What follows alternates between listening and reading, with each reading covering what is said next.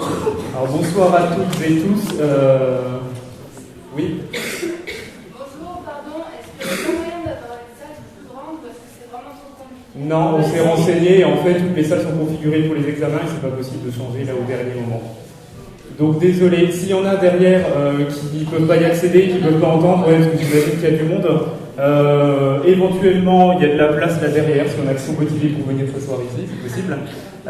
Et sinon la conférence est enregistrée, donc on mettra le contenu en ligne.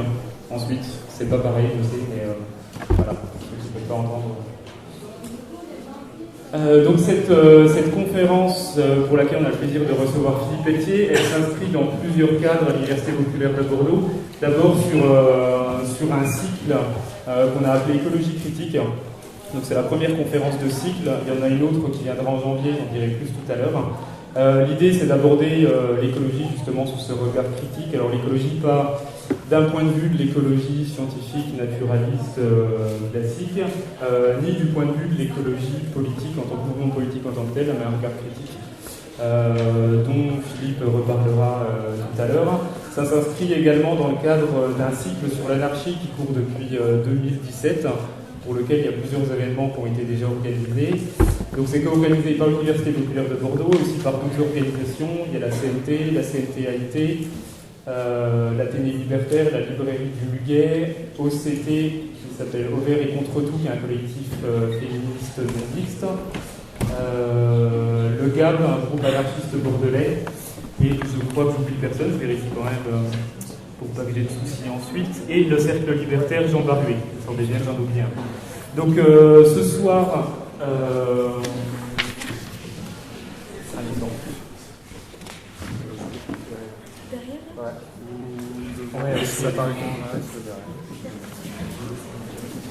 donc ce soir, une conférence qui s'appelle l'écologie dans la pensée anarchiste, et pour discuter de ça, on a voulu inviter Philippe Pelletier. Donc Philippe est professeur de géographie à l'université Lyon 2, et ses travaux portent sur plusieurs choses. Alors d'abord sur le Japon, sur la géographie du Japon, un pays dans lequel il a vécu pendant 7 années, il me semble, c'est ça, et dans lequel il se rend souvent, donc il y était encore la semaine dernière justement. Donc il travaille sur le Japon, mais aussi sur l'histoire de la géographie et de l'écologie, sur les relations entre la géographie et l'anarchisme, et sur l'écologie justement en tant que telle. Et il a plusieurs écrits qui portent notamment sur le Japon, des écrits à travers des ouvrages et aussi pas mal de livres, donc, qui portent aussi notamment sur le Japon, aussi sur... pardon.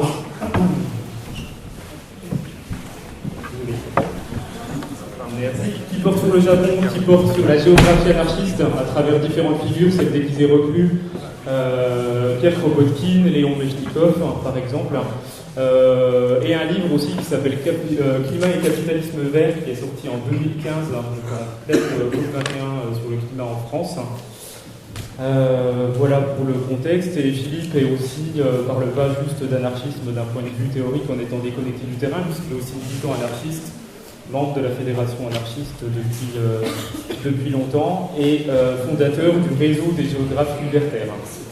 Donc voilà, un regard à la fois d'enseignants-chercheurs, mais aussi de terrain pour aborder cette question. Donc Philippe prendra la parole pendant environ 1 heure, et ensuite un petit peu moins d'1 heure, mais ça dépasse souvent, donc on verra, parce que là vous allez le rappeler si c'est le cas. Et j'imagine que ça suscitera chez vous des réactions, des remarques, des questionnements, des émotions, etc. Et vous pourrez nous en faire part dans le temps qui reste. Donc voilà, je te laisse la parole. Merci. Est-ce que vous m'entendez là? Non, pas bien. Est-ce que vous m'entendez? Ouais, pas bien non plus, décidément. Ok, la technique. Bon, merci d'être venus si nombreuses et si nombreux. La thématique doit être porteuse, comme on dit. Alors, je vais essayer de pas trop parler, même si je pourrais beaucoup parler, puisque, comme l'a dit Johan, c'est une large partie de mon travail académique. Le rapport entre la géographie et l'écologie et le rapport entre ces deux sciences et l'anarchisme. Mais comme je pense que c'est préférable de laisser de la place aux questions et aux débats, je vais réduire mon propos, quitte à développer évidemment sur tel ou tel point. Alors, mon approche déjà, c'est une approche de pensée sur le plan théorique, mais aussi sur le plan historique. Et je pense que c'est quelque chose d'extrêmement important, parce que nous venons tous de quelque part et d'un moment, on hérite d'une histoire, avec nous ou malgré nous. Et il y a des choses qu'on pense acquises, alors qu'en réalité, elles ont une origine, elles ont des acteurs qui portent des choses. Et c'est toujours important de décrypter ça. Et c'est un géographe qui dit ça, parce que l'histoire, c'est hyper important. Concrètement, on ne sait pas forcément que la notion d'écologie politique, par exemple, elle remonte à 1957, en France, très précisément, et non pas en Amérique, avec un texte fondateur de mon point de vue et séminal également de mon point de vue, quoique je critique, qui est un texte de Bertrand de Jouvenel, donc il y a tout un parcours politique et idéologique assez intéressant. Dans la pensée anarchiste, alors la pensée anarchiste, on pourrait même dire la doctrine. Le mot me fait pas peur. Ce n'est pas le dogme. Hein, c'est une pensée libre, donc qui explore tout un tas de pistes, qui teste les hypothèses, qui teste les expériences, mais qui se fonde sur en fait la critique et la critique libre en permanence. C'est pour ça que dans le courant anarchiste, il y a quand même un point fort qui est une certaine conception de la science qui, justement, en théorie, en principe, devrait être sans arrêt critique, tester les hypothèses, etc., etc. Ce qui distingue cette approche du scientisme, où la science serait censée nous donner la vérité. Je ne vais pas rentrer dans le débat du relativisme, mais c'est important de revenir sur cette dimension de réflexion critique et de pensée libre. Doctrine et pas dogme, parce que je pense, alors je sais que dans le mouvement libertaire, tout le monde n'est pas forcément d'accord, mais personnellement, je pense à la fois par réflexion, conviction, expérience militante, comme ça a été dit tout à l'heure, qu'il y a un certain nombre de points communs qui constituent effectivement la doctrine anarchiste, notamment le refus de l'État, le refus de toute forme d'autorité et de domination, etc. Je donnerai quelques exemples, évidemment, tout à l'heure. La question, c'est de savoir si, dans cette pensée anarchiste, dans cette doctrine anarchiste, qui n'est pas un dogme, il y a des éléments qui convergent ou qui ne convergent pas avec l'écologie d'une part et l'écologisme d'autre part. Je distingue, et je pense qu'il faut vraiment distinguer pour éviter les confusions, et en ce moment il y a beaucoup de confusions dans les idées, dans les politiques. Je pense qu'il faut vraiment distinguer les deux choses. L'écologie est une science datée historiquement qui remonte à 1866 et à Ernst Haeckel, qui a une définition. Ces définitions ont évolué, donc c'est une science qui ensuite a été utilisée par un courant politique, enfin, qui s'est constitué à partir de là. Et ce courant-là, on peut l'appeler écologisme. Le isme est important parce que les écologistes ne sont pas forcément tous des écologues, de la même façon que tous les écologues ne sont pas forcément des écologistes. Et je ne parle pas en termes de légitimité, je parle en termes de pertinence, de discuter sur un certain nombre de questions. Et c'est pareil pour l'anarchie. L'anarchie n'appartient pas aux anarchistes, par définition, puisque le principe de l'anarchie, c'est le principe de la justice et de la liberté, un sentiment de révolte qui existe de toute façon en chacun de nous et en chacune de sociétés. On trouve de l'anarchie partout, qui ne se revendique pas forcément de l'anarchisme. C'est-à-dire l'aspiration à la justice et à la liberté, dans sa critique de la domination, elle ne met pas forcément le isme derrière. Cependant, il y a le isme, en tous les cas que moi je pense qu'il est important de défendre, par cohérence, par pertinence, par projet politique, ce isme qui remonte, grosso modo, bon, certains connaissent l'histoire, à la Première Internationale, à Bakounine, etc., après avec les géographes anarchistes que Johan a cités tout à l'heure, où l'idée est qu'il faut, en quelque sorte, organiser les idées de la doctrine, sur un certain nombre de principes, à la fois théoriques et pratiques. Et par conséquent, sont anarchistes ceux qui se revendiquent ou qui sont reconnus comme tels par d'autres anarchistes. Je pense que cette distinction est importante. Alors la convergence entre l'écologisme et l'anarchisme, elle existe sur un certain nombre de problématiques. Je pense que, grosso modo, par rapport aux zones à défendre, par exemple, par rapport à la critique des GP2I, la question des circuits courts, la question des AMAP, je pense qu'il y a convergence réelle. Et quelque part, même le système des AMAP n'est jamais qu'une reproduction anarchique, c'est-à-dire pas pensée en tant qu'anarchiste, de ce que Proudhon évoquait en tant que mutualisme, c'est-à-dire échange mutuel sur la base du contrat de biens. Donc ça veut dire que la société, quelque part, est anarchique dans sa volonté de fonctionnement.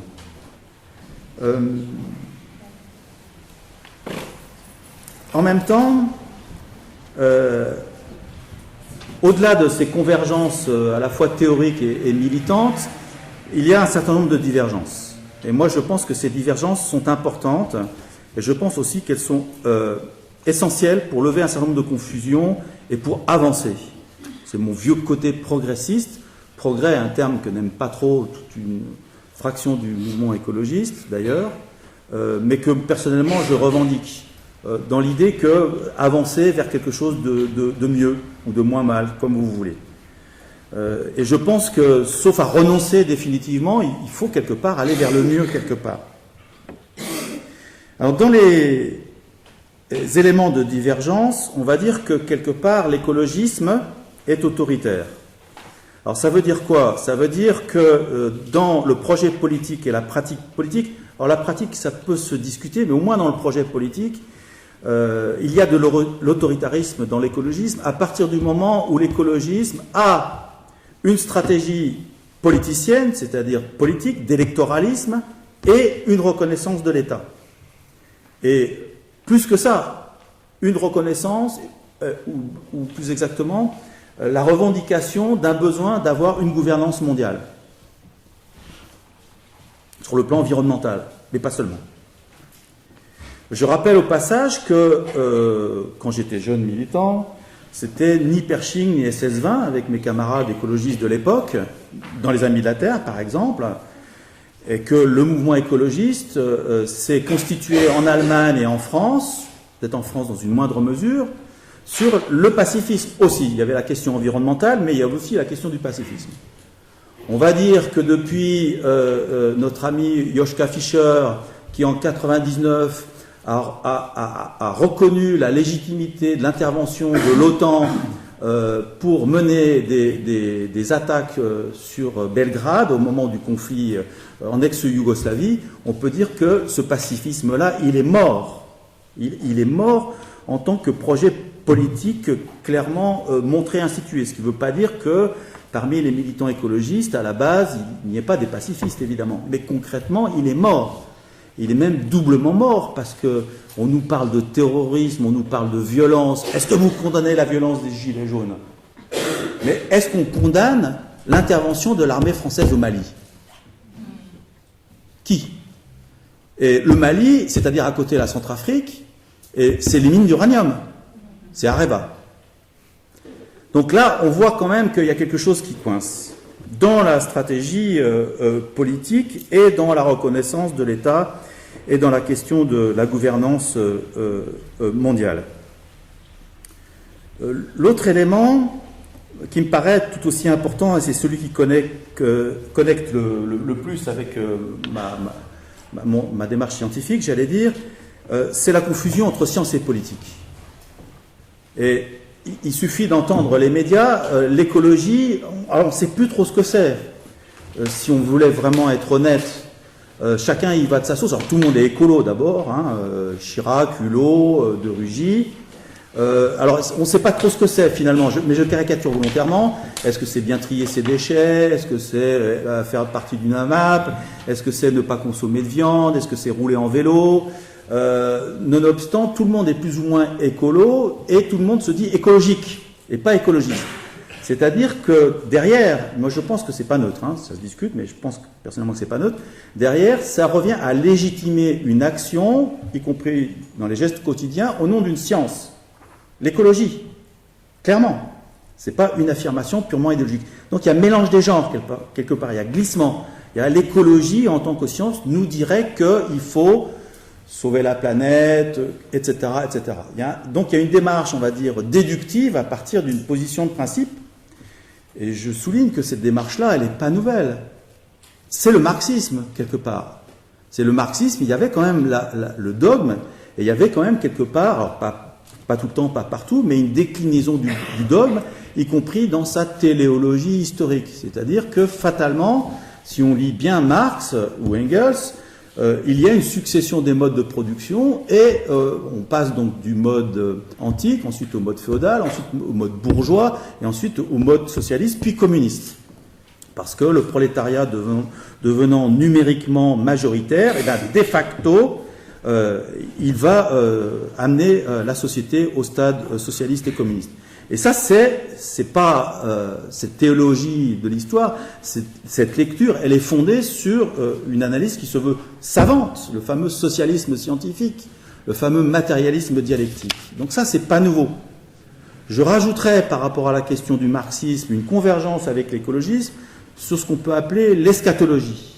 L'eschatologie, c'est-à-dire l'idée qu'il y a une fin de l'histoire, une fin du monde. Et pour moi, ce discours eschatologique, il a été parfaitement recyclé par une partie du système sur le registre du côté environnemental. La planète est foutue, quelque part, on va mourir, il y a crise finale.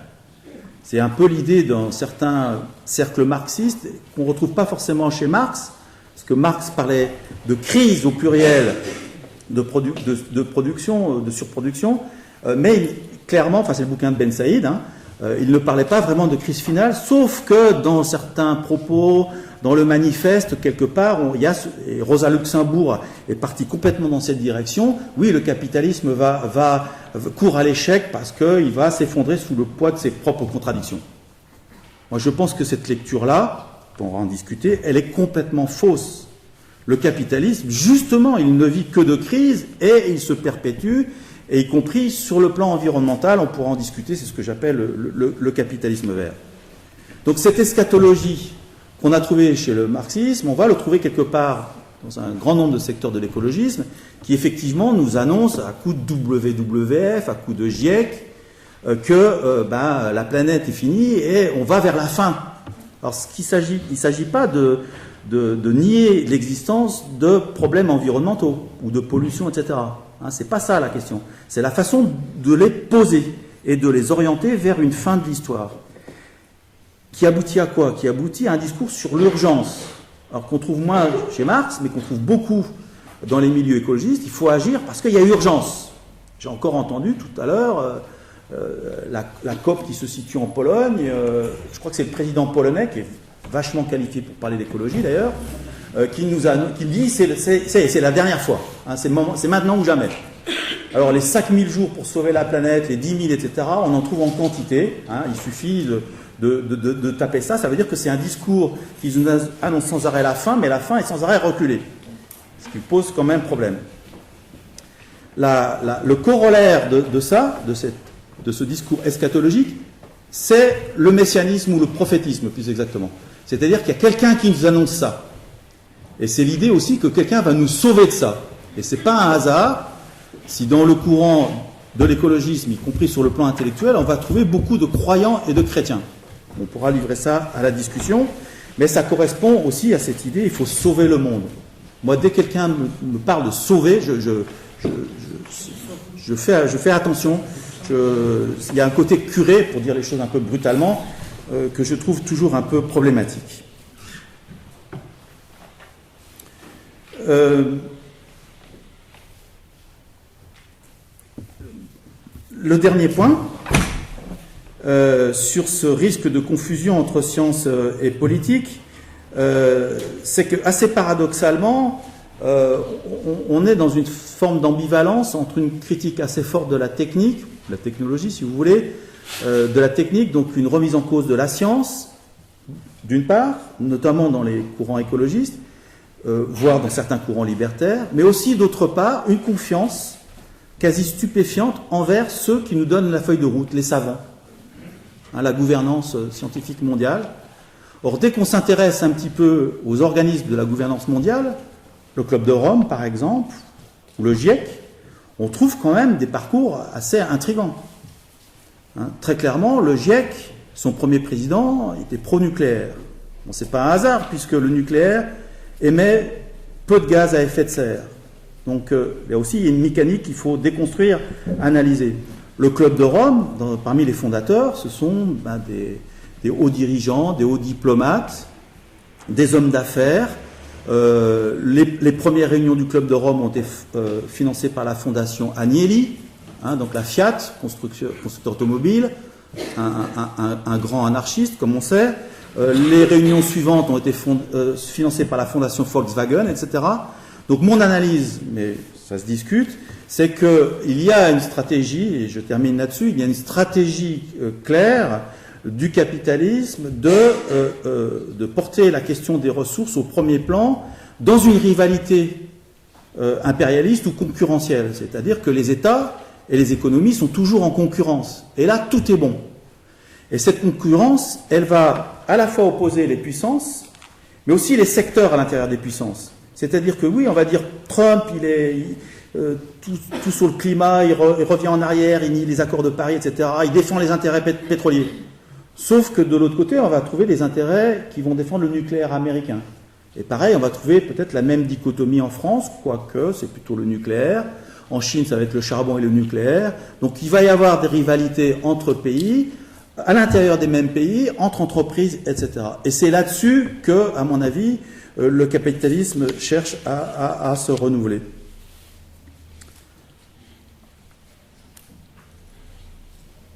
Ouais, je vais terminer là-dessus. C'était bref, hein? Ouais.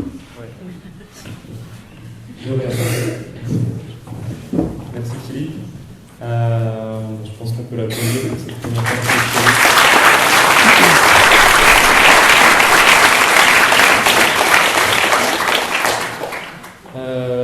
On va vous laisser la parole maintenant, si vous avez des remarques, des questions.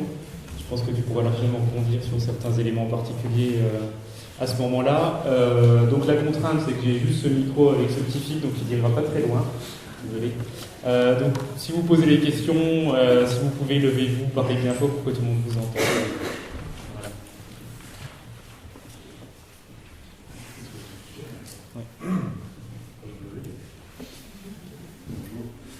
Oui, vous venez juste d'évoquer tout à fait à la fin, c'est dans la présentation anarchie-écologie, l'autre élément qui manquait, c'était justement l'industrie, c'est le monde capitaliste.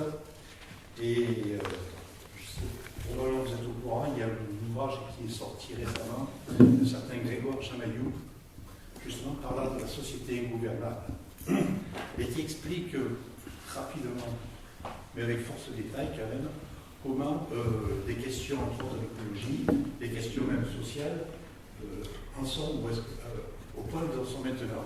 Alors, je ne sais pas si vous avez lu l'ouvrage, mais il donne un point de vue là-dessus et très éclairant, justement avec l'histoire du Club de Rome, des trucs comme ça. On parle comment tout ça. Et ce troisième participant n'est pas anodin. C'est lui qui a mis en place quand même tout un tas de démarches et de points de vue. J'ai pas compris l'industrie. Oui, l'industrie, le monde capitaliste.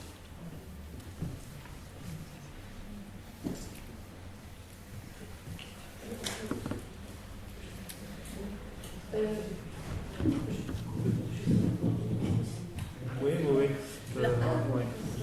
On peut prendre plusieurs questions en même temps. Il y en avait juste une ici et ensuite. Allez-y.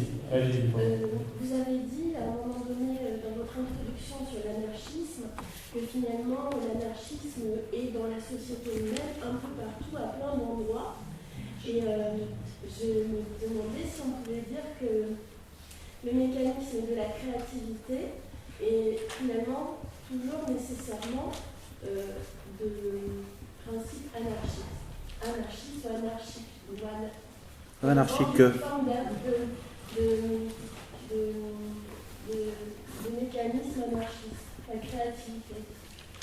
Alors pour ceux du fond qui n'auraient pas entendu une question, donc Philippe disait que l'anarchisme était partout dans la société.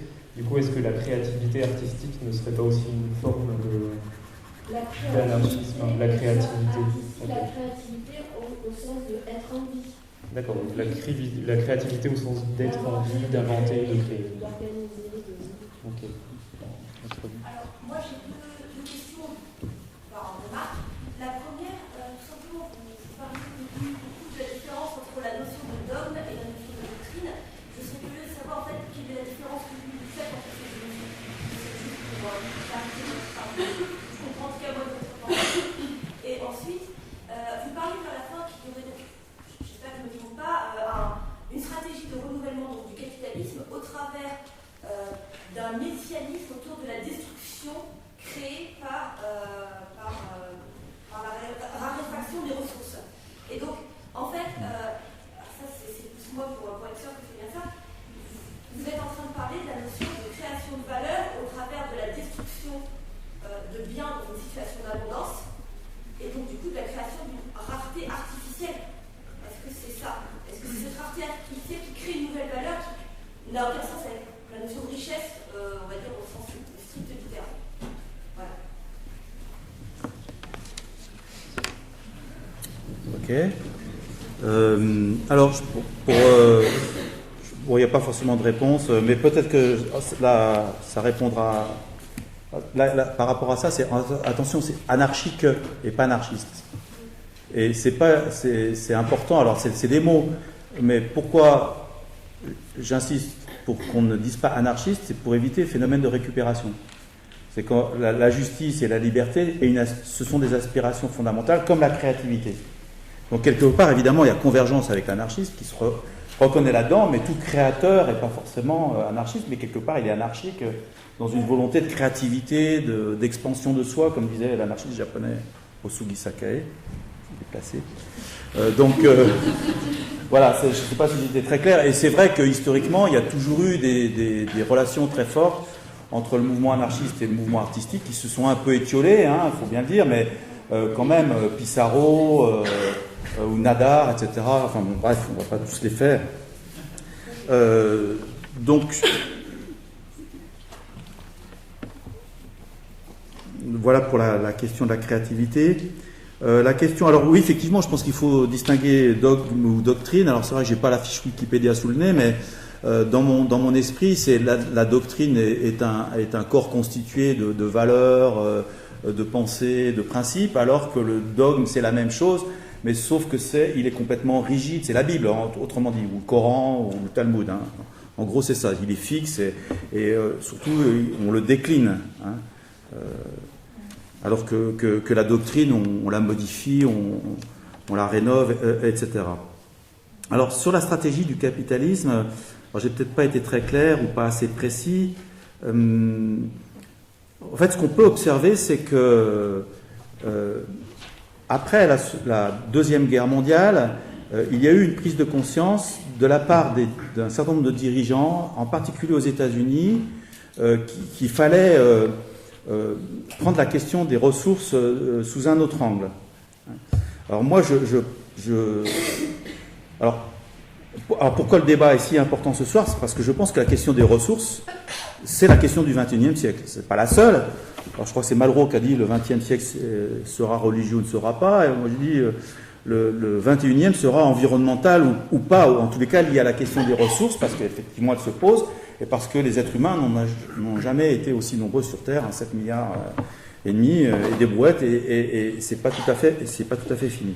Donc c'est une question essentielle dont se sont donc rendus compte les dirigeants, notamment américains, après 1945, dans le sillage du New Deal et du Fordisme. Une grille de lecture, d'ailleurs, qui ne colle ni aux marxistes traditionnels, ni aux anarchistes classiques. C'est-à-dire l'idée que les capitalistes puissent pousser à la consommation, donc élever les salaires, la fameuse loi des reins des salaires, et créer une classe moyenne, solvable, de consommateurs, justement pour que le capitalisme se perpétue. Alors ça ne rentre pas dans la lecture classique, y compris d'opposition bourgeoisie-prolétariat, puisque ça fait apparaître des classes moyennes, et qui se paupérisent, ce qu'on voit en ce moment en France, Okay, gilets jaunes, etc. Mais c'est très important à comprendre ça. C'est le Fordisme. Donc, la suite du Fordisme, c'est mon analyse, vise donc les ressources par un certain nombre d'intellectuels et de dirigeants américains qui vont être à l'origine de tous les grands organismes environnementaux mondiaux, en particulier l'UICN, et à travers 2 livres chocs, La planète au pillage, qui a été traduite en français récemment, enfin rééditée traduite, et le bouquin de William Fogg en 1948, des réunions, la création de l'UICN, et très clairement, quand on lit les textes, l'idée c'est il faut que l'Amérique protège ses ressources, parce que l'Amérique est la nouvelle puissance dominante, et par conséquent, il faut qu'elle s'assure les ressources. Donc il y a une stratégie de contrôle des ressources, et cette stratégie, elle passe aussi par un contrôle de l'espace en général, et de l'espace naturel en général, et c'est après, dans la foulée, un peu avec les mêmes, que va être créé, par exemple, le WWF, etc., qui permet aussi de mettre une emprise à la fois idéologique et politique sur les pays du tiers-monde, sur le registre, en gros, vous protégez des grands espaces avec des animaux sauvages, et vous développez pas trop. Hein. Alors ça a changé depuis, c'est un petit peu plus compliqué, mais cette stratégie-là, elle a été mise en place. Et de mon point de vue, l'un des grands tournants, c'est avant même le premier choc pétrolier de 73, c'est la création du Club de Rome en 68, où on voit très très bien, et en particulier dans le rapport Meadows, cette volonté de poser la question des ressources, mais sur le mode dramatique. Sur le mode, on court à la catastrophe, on court à l'épuisement, par conséquent, il faut fonctionner autrement, il faut gérer autrement. Mais ceux qui le disent, ce sont des dirigeants capitalistes, étatiques. Après, effectivement, il va y avoir des accommodements, parce que dans le même temps, après les 30 piteuses, il y a les phénomènes de pollution, il y a les phénomènes de dégradation des paysages, des conditions de vie, etc. Donc il va y avoir une partie de plus en plus importante des sociétés qui vont se révolter contre le nouveau mode de vie industriel qui pollue et qui salit et qui détruit. Donc il va y avoir convergence entre les deux. Donc le programme du capitalisme vert, on va dire ça comme ça, il va être plus facilement avalisable. Et il va avancer. On pourrait décliner les étapes de fil en aiguille, mais il y a cette idée-là. Alors, exemple, je termine là-dessus, juste le fameux pic pétrolier. En fait, si vous regardez les courbes du pic pétrolier, logiquement, dans les années... le pic, c'était dans les années 80. Et en fait, on se rend compte qu'on n'a pas encore atteint le pic et que les productions augmentent. Et alors, quand je donne cet argument-là, on me dit oui, mais à un moment donné, c'est une ressource fossile, ça va s'épuiser. Ben oui, ça va s'épuiser. Sauf que, et je vous invite à le faire, j'ai essayé d'avoir des chiffres un peu précis sur la production mondiale de barils et sur les réserves. Personne n'est d'accord. Bon, la production, logiquement, on devrait savoir quand même. Donc, les chiffres varient, admettons. Mais sur les réserves, on ne sait pas. Et pour cause. Parce que qui a intérêt à dire ce qu'il a sous le pied, sous le sol, je veux dire, Personne. Ni les États, ni les grandes entreprises pétrolières. Donc, il y a un jeu de poker mental. Parce que si on dit qu'il y a beaucoup de ressources, et bien évidemment, là, vous avez évoqué la question de la valeur, les prix vont s'effondrer, et donc là, panique à bord. Donc voilà, c'est un jeu compliqué entre États, entre multinationales sur cette question du pétrole, et d'une certaine façon, c'est valable pour d'autres ressources comme l'uranium, etc.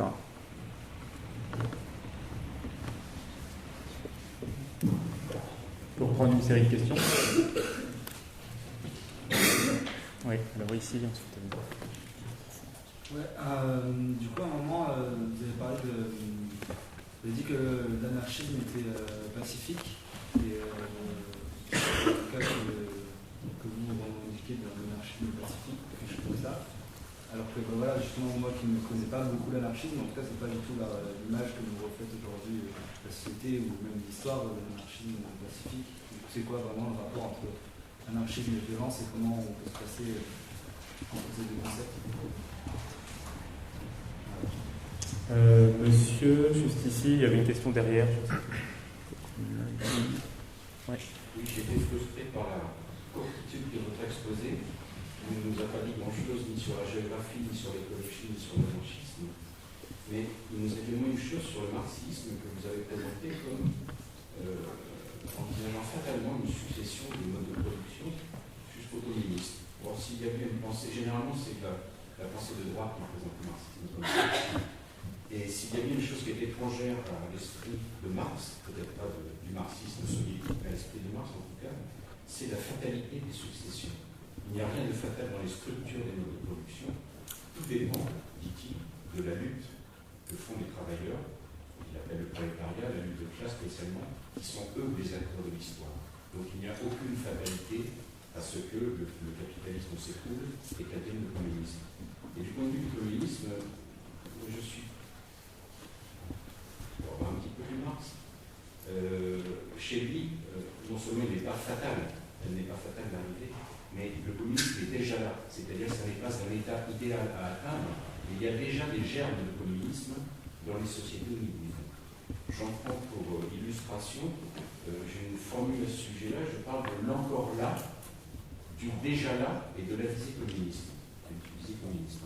L'encore là, ce serait ce que développe Bernard Friot sur les conquêtes de nature communiste qui ont été faites à la libération, je pense au régime général de la sécurité sociale par exemple, au statut de la fonction publique. Donc ça, ce serait l'encore là, à défendre, et qu'on essaye par tous les moyens de nous soustraire. Le déjà là, ce serait une référence au film Demain, même si on peut faire abstraction d'une sorte de discours un peu lénifiant qui est porté dans les commentaires, mais les expériences qui nous sont données sont pour moi des preuves d'existence de formes de communisme déjà là. Et donc la visée communiste, si on lit Marx d'une façon moderne et non pas de son existence soviétique, je pense qu'on peut parler d'un communisme déjà là et à construire. Et en ce sens-là, ça ne me dérange pas du tout que vous disiez que dans la société actuelle, il y a des germes d'anarchie comme il y a des germes d'anarchisme. Merci. Je réponds déjà à ces deux questions. Alors, sur la question du pacifisme et de la violence, alors c'est des choses un petit peu différentes. On va dire que dans l'histoire du mouvement anarchiste et dans son existence actuelle, on va trouver des courants pacifistes, on va trouver des courants anti-bellicistes, ce qui n'est pas tout à fait la même chose. On peut être contre la guerre et l'affirmer de façon radicale, c'est-à-dire physiquement forte. Et après, le terme de violence est un terme qui pose toujours problème. C'est ce que j'explique dans un des chapitres du bouquin sur les idées reçues, c'est que qui parle de violence et qui est le mieux à même de parler de violence ? Les violents ou les non-violents ? Y compris dans les médias, quand tous ceux qui parlent de violence, ils se considèrent comme non-violents quelque part implicitement. Les violents, c'est toujours les autres, c'est jamais eux. Pour moi, il y a une vraie question à la fois politique et idéologique, et une question aussi ontologique. La violence, quelque part, c'est un peu comme Dieu, quoi. À un moment donné, qu'est-ce qui est violent, y compris dans des prises de parole, y compris dans des comportements c'est pour ça que guerre ou bellicisme, pour moi, politiquement, c'est plus clair. Quand on se bat contre la guerre, on est anti-belliciste, c'est beaucoup plus précis qu'être contre la violence ou pour la paix, admettons, parce que même la paix, ça peut encore se discuter. Donc, cela dit, il est clair que dans l'histoire et donc le mouvement anarchiste actuel, il y a des courants pacifistes, il y a des courants plus radicaux, et que la question qui est souvent posée, c'est que la question, est-ce que c'est une violence, prenons le mot, ou un acte radical, individuel ou collectif. Okay, c'est un peu ça aussi le débat. Et toute la période des attentats anarchistes qui a culminé en gros de 1890 jusqu'à 1910 dans différents pays du monde, il faut bien souligner que ceux qui pratiquaient les attentats le faisaient à titre individuel et assumaient leurs actes. Et surtout, ils n'étaient pas des terroristes, ils étaient des régicides, des tyrannicides, parce que pareil, il y a une grande confusion, même si on parle des événements d'actualité actuelle d'aujourd'hui, enfin d'hier, on dit tout de suite terroriste, mais en fait, en réalité, on ne sait pas, sauf si vous avez appris entre-temps, je parle de Strasbourg, si effectivement il a agi politiquement, ou si il a pété les plombs, mais tout de suite les médias, boum, ils mettent une étiquette, une catégorie. Alors sur la question du marxisme, manifestement on n'a pas la même lecture. Alors, effectivement, il y a deux choses, et vous l'avez dit quand même, hein, c'est qu'il y a la lecture, il y a les textes de Marx proprement dit, et après, il y a ce qu'on en fait ses lecteurs. Hein. Il y a quand même, dans toute la littérature marxiste, cette idée qu'à un moment donné, il y a une course de l'histoire. Alors, il y a même des courants extrêmement radicaux, comme le courant bordiguiste, qui disait en gros, alors peut-être que je vais caricaturer un peu, si on applique correctement le schéma marxiste, de toute manière, le prolétariat va devenir numériquement nombreux, donc le socialisme va arriver quasi automatiquement, donc c'est pas la peine de trop en faire, puisque le capitalisme porte en lui le socialisme. Bon, c'est un peu la pensée des bordiguistes, ce qui du coup les amenait à quelque chose d'assez complexe, en étant extrêmement pointu sur le plan théorique, et en même temps à militer de façon un petit peu, j'allais dire, fataliste. Mais peut-être que je déforme le bordiguisme, peut-être qu'il y a des militants bordiguistes dans la salle, je parle sous le contrôle. Bordiga, fondateur du Parti communiste italien, qui a été exclu très rapidement du Parti communiste. Quelque part, alors, le marxiste, c'est toujours pareil, Marx jeune, pas jeune, etc. Mais si on s'appuie sur un texte qui a été quand même relativement influent, qui est le Manifeste communiste de 48, il y a quand même un côté très affirmatif dans ça viendra, ça va venir, c'est presque pour demain. Ce qui ne veut pas dire que, soit dit en passant, que même dans le milieu anarchiste, à une époque, il n'y avait pas cette croyance qu'effectivement la révolution était proche, mais peut-être pas tout à fait la même chose de la maturation du capitalisme ou d'une révolution qui serait faite sur la base du volontariat ou de la volonté. Et de ce point de vue-là, Lénine, et c'est pour ça aussi que le bolchevisme a séduit certains anarchistes, parce que effectivement le bolchevisme est apparu comme un moyen finalement assez radical, révolutionnaire, d'être dans l'action tout de suite et pas attendre une quelconque maturation du capitalisme. Parce que, soit dit en passant, la révolution bolchevique, elle est arrivée dans un pays certes un peu industriel, mais plutôt très rural, et non pas en Angleterre, comme le pensaient Marx et Engels. Donc, voilà.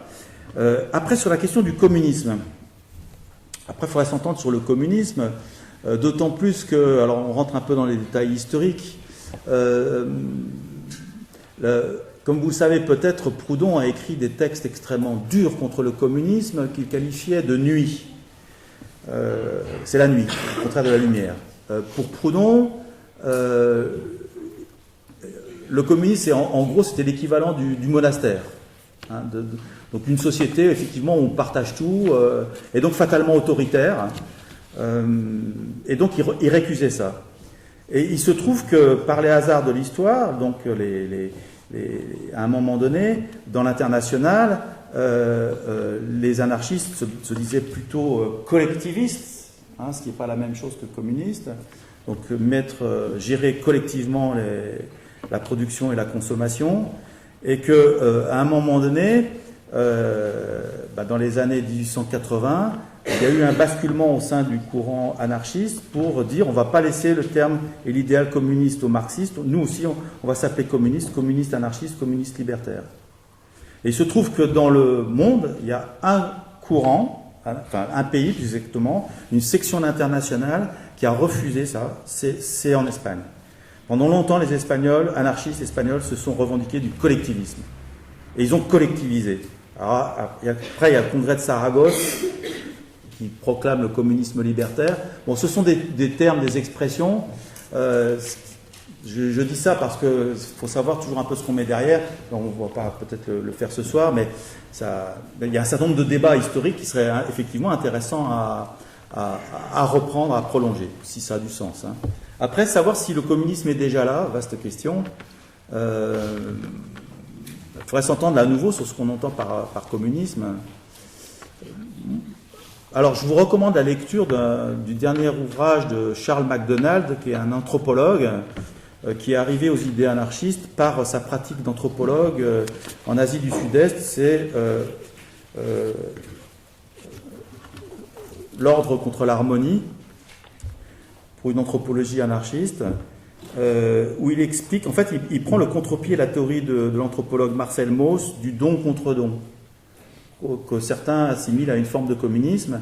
Et lui, il pense, d'après ses observations anthropologiques, que cette idée de don contre don met déjà celui qui donne en position de supériorité envers celui qui va être obligé de faire le contre-don. Et que donc, en fait, on est dans une société qui est quelque part inégalitaire, et lui, il parle plutôt du partage. Hein. Alors, je ne sais pas si c'est du communisme, mais du coup, c'est pas la même chose, et l'image qu'il donne, c'est un couple qui boit un verre avec chacun une paille dans le même verre, quoi. J'ai peut-être un peu dévié, là.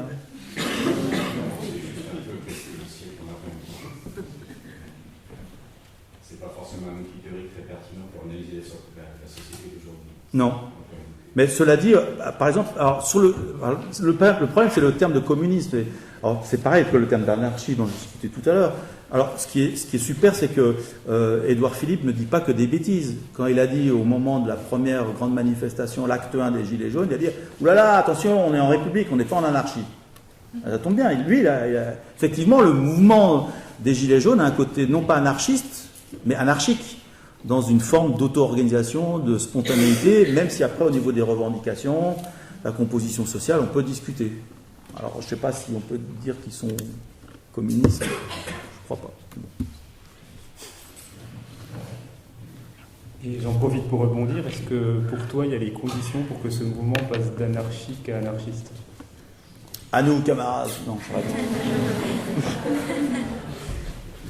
Pas de réponse, du coup. Donc on peut passer à d'autres questions. Oui, la main ici, mademoiselle ici, et madame derrière, et qui passera là-dessus. Merci pour votre présentation. Il y a 2 semaines, moi j'ai assisté à une conférence par l'écologue qui s'appelle Christian Lévesque, qui est assez critique sur la vision écologiste de l'écologie. Et du coup, ça rejoint un peu ce que vous disiez par rapport à la rhétorique eschatologique de fin du monde, sauf que lui, il va aussi à l'inverse en disant, il voit le mythe du jardin d'Éden aussi qui est mobilisé par ce courant-là, en disant qu'effectivement, il y aurait une nature perdue, une nature première qui était intacte et que l'homme détruit, etc. Donc, et il aurait placé cette idéologie-là dans le terreau judéo-chrétien, en fait, voilà, sur le jardin d'Éden perdu, le jardin originel. Et comme j'ai entendu au Japon, je me demandais si ce type de rhétorique-là, eschatologique, comment il se traduit au Japon? Est-ce qu'il est de la même façon? Est-ce que l'écologie au Japon et l'écologie sont de la même façon?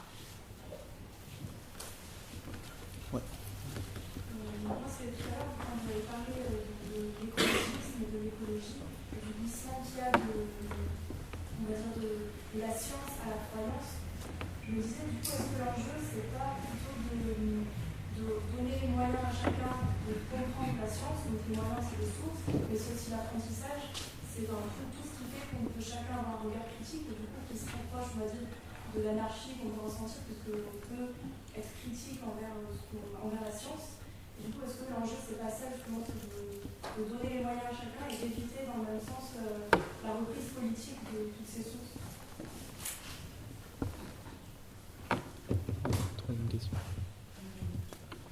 En fait, je pense que ma question, elle donne un élément de réponse à ma question. C'était dans la mesure où vous parliez du capitalisme qui reprend l'écologie, qui le récupère finalement. Je me demandais, vous, votre position par rapport à la crise écologique. Est-ce que vous pensez qu'il y en a une? Et aussi, je me demandais pourquoi ce sont les mouvements de gauche qui récupèrent ça, si ce sont des grands capitalistes qui le disent.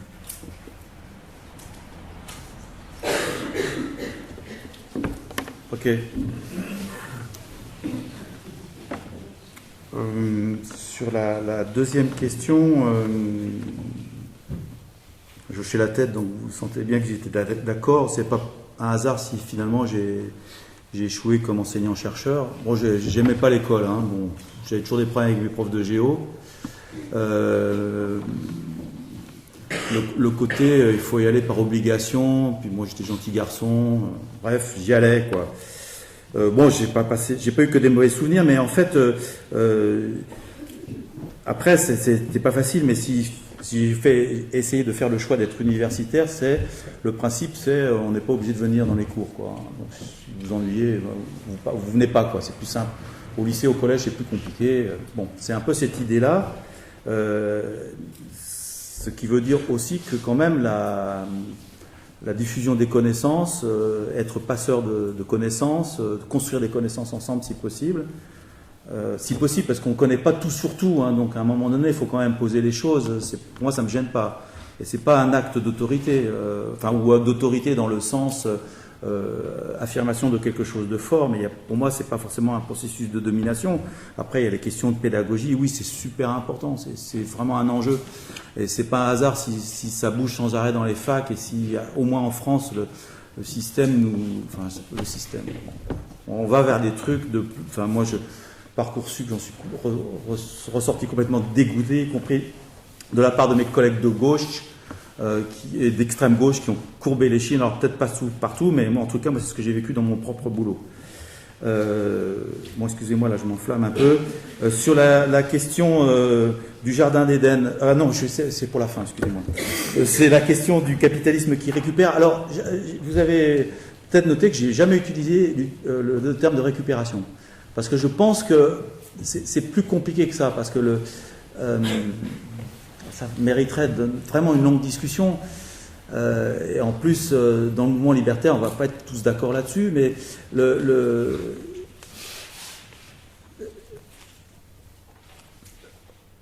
l'objectif du capitalisme, c'est pas de produire pour produire, c'est de produire pour faire du profit. Et donc la société est organisée en conséquence, et en même temps, pour que la machine puisse tourner, il faut quand même assurer un certain nombre de conditions, y compris de salariat, de salaire ou de services publics, etc. Même si tout ça est remis en cause, mais effectivement, il y a des luttes, ça a été dit tout à l'heure, qui fait que le capitalisme, il est jamais... il n'y a pas de capitalisme pur en quelque sorte, hein, ça bouge sans arrêt, mais c'est ce qui fait sa force aussi, et à partir du moment où il prend conscience de l'importance des ressources, de l'utilisation aussi des espaces sauvages, y compris en termes de tourisme ou en termes de fascination écologique et idéologique, et là on arrive sur le mythe du jardin d'Éden quelque part, parce qu'effectivement qu'on sanctuarise des zones, c'est aussi quelque part l'idée de garder une nature intacte, alors soit complètement intacte, soit qui peut servir effectivement à des touristes ou à des randonneurs, je suis un randonneur, à un certain nombre de personnes, mais qui quand même s'intègrent dans une logique politique et économique. Donc voilà, à mon avis, le terme de... Alors après, c'est comme la question du greenwashing, hein. Effectivement, il y a des récupérations beaucoup plus frontales, hein. Maintenant, tous les produits sont bio, etc.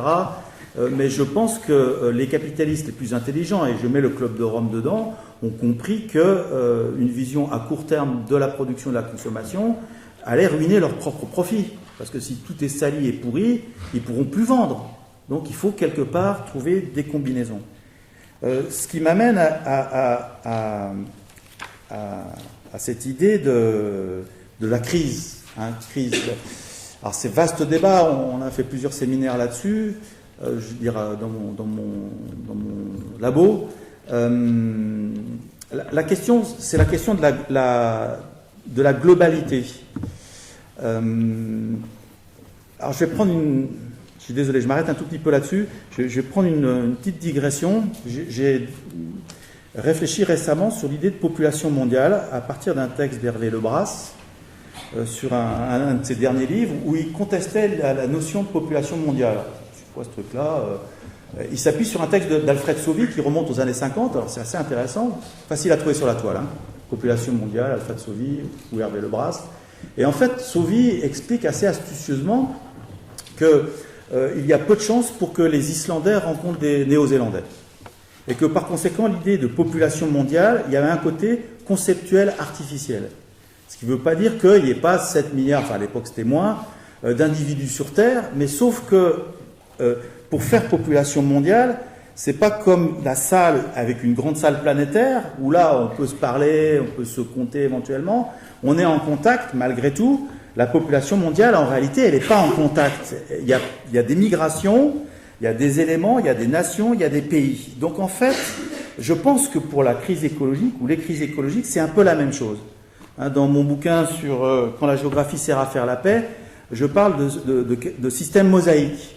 C'est parce que je pense qu'il y a des crises écologiques graves à un moment donné dans l'environnement, des pollutions fortes, et en même temps, il y a des espaces protégés, sanctuarisés.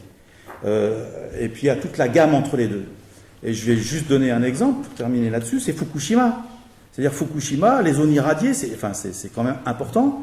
Ça n'empêche pas le capitalisme japonais de se porter très très bien. Et après, il y a tout le programme de gérer ces populations qui se sont enfuies ou qui étaient réfugiées. Et le programme de l'État japonais, c'est de les faire revenir sur place. On pourra en discuter longuement. Mais Fukushima n'a pas empêché Tokyo, Osaka ou les industries dans toute cette région-là de continuer comme si de rien n'était. C'est-à-dire, autrement dit, il y a la radioactivité là, puis là... il y a moins de pollution, pour dire les choses très rapidement. Voilà, je dis ça un peu de façon un peu rapide, mais c'est pour donner c'est pour donner des pistes sur ce que je pense. Alors sur la question de la première par rapport à Christian Lévesque et la mobilisation du Jardin d'Éden, oui, tout à fait. Alors il faut rajouter pas seulement judéo-chrétien, mais l'islam aussi, puisque c'est très clair dans le Coran aussi. Le paradis, c'est le jardin, et Allah, c'est le jardinier. Donc il y a cette idée qui est très forte, et qui, je pense, est vraiment dans l'inconscient collectif des sociétés européennes au sens large, comme le disait Élisée Reclus, puisqu'il incluait dans l'Europe l'Afrique du Nord et le Proche-Orient, une espèce d'Europe élargie, autour de la Méditerranée, en gros. Je pense que ça, c'est très ancré dans nos mentalités. Et effectivement, au Japon, on ne trouve pas l'équivalent. On ne trouve pas cet équivalent ni dans la civilisation sinisée, ce qui est d'ailleurs extrêmement important de mon point de vue, parce que ce sont justement des sociocultures où il n'y a pas de transcendance, il n'y a pas un Dieu suprême, il n'y a pas une nature qui serait quelque chose au-dessus. Et du coup, l'absence de cette transcendance amène des conceptions différentes, beaucoup plus immanentes, ce qui explique que, par exemple, le Shinto, les pratiques Shinto, animistes, voire chamanistes, existent toujours dans un pays qui est super technologique, super industriel et qui fait des robots. Beaucoup de robots. Mais il fait des robots justement parce que ça ne pose pas de problème de se substituer au Dieu, au Créateur. Il n'y a pas cette peur de se substituer au Créateur. Donc, ce qui explique aussi pourquoi tous ces trucs technologiques, y compris les gadgets ou les délires, qui existent chez les Japonais, parce qu'il n'y a pas cette peur, j'allais dire, philosophique. Moi, je pourrais en développer, mais ça vous va à peu près comme élément de réponse. Et y compris dans les textes sacrés, on ne trouve pas cette nostalgie de l'Éden, du paradis perdu, et donc d'une nature vierge qui serait à retrouver. Autre débat. Alors, de mémoire, il y avait une question ici, ensuite là, et là. Moi, je voulais revenir sur le problème eschatologique en matière d'environnement, parce qu'en matière économique, on a bien le sentiment en effet que le capitalisme ne porte pas forcément en lui mécaniquement le socialisme ou le communisme. Par contre, en termes on va dire géophysique et environnemental, tout le discours sur l'effondrement et la diminution des ressources, c'est quand même quelque chose qui paraît assez séduisant, voire peut-être même démontrable, si on voit que les estimations sur qu'est-ce qu'il nous reste, pour combien de temps, on ne sait pas.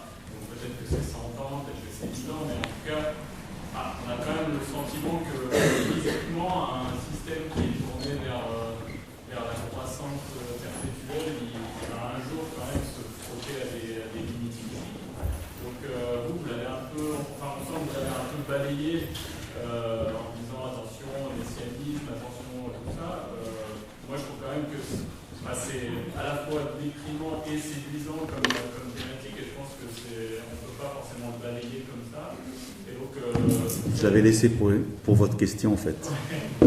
Et vis-à-vis de la chute du capitalisme qu'on espère, je chose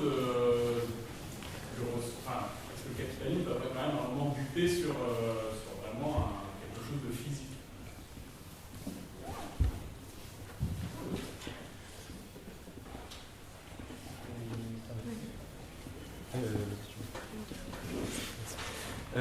Du coup, ma première question, elle va te rejoindre un peu. Donc, je me disais que la cohabitation de la science, que l'écologie et la doctrine anarchiste donne immédiatement la perspective d'un effondrement possible de manière assez instinctive et séduisante plutôt. Et bien que la thématique a déjà été abordée implicitement avec la question du pic pétrolier, donc ça a été balayé assez rapidement. Donc, est-ce que vous pouvez développer d'une part votre jugement sur la possibilité d'un effondrement de la société thermo-industrielle en abordant pourquoi pas World 3 avec le rapport Meadows, et d'une autre part l'importance d'une organisation anarchique dans cette perspective. Et ma seconde question, c'est par rapport au dernier rapport GIEC qui nous donne en fait 3 dates clés. La première date clé, elle est en 2020, donc c'est dans 750 jours, vous avez 10 000 jours, 100 jours, voilà. Elle serait un ultimatum pour les 2 prochaines dates. Est-ce que vous contestez ça ou pas? Et moi, ma question, on a déjà parlé un peu de la question du pacifisme, mais je me demandais s'il y avait des liens à trouver entre les deux pensées, donc la pensée anarchiste et la pensée écologiste, sur la question de la violence comme un moyen de lutte politique. En gros, comment se positionne chacune des pensées sur cette question et comment on peut se rattacher aussi peut-être la question de l'autoritarisme qui effectivement semble parfois appelée par la pensée écologiste. C'est en lien avec la question? Ouais, plus ou moins. Est-ce que les gouvernements capitalistes ont finalement intérêt à créer des points de tension artificiels visant à déchaîner de la violence et faire peur aux potentiels militants qui ont peur de cette violence physique?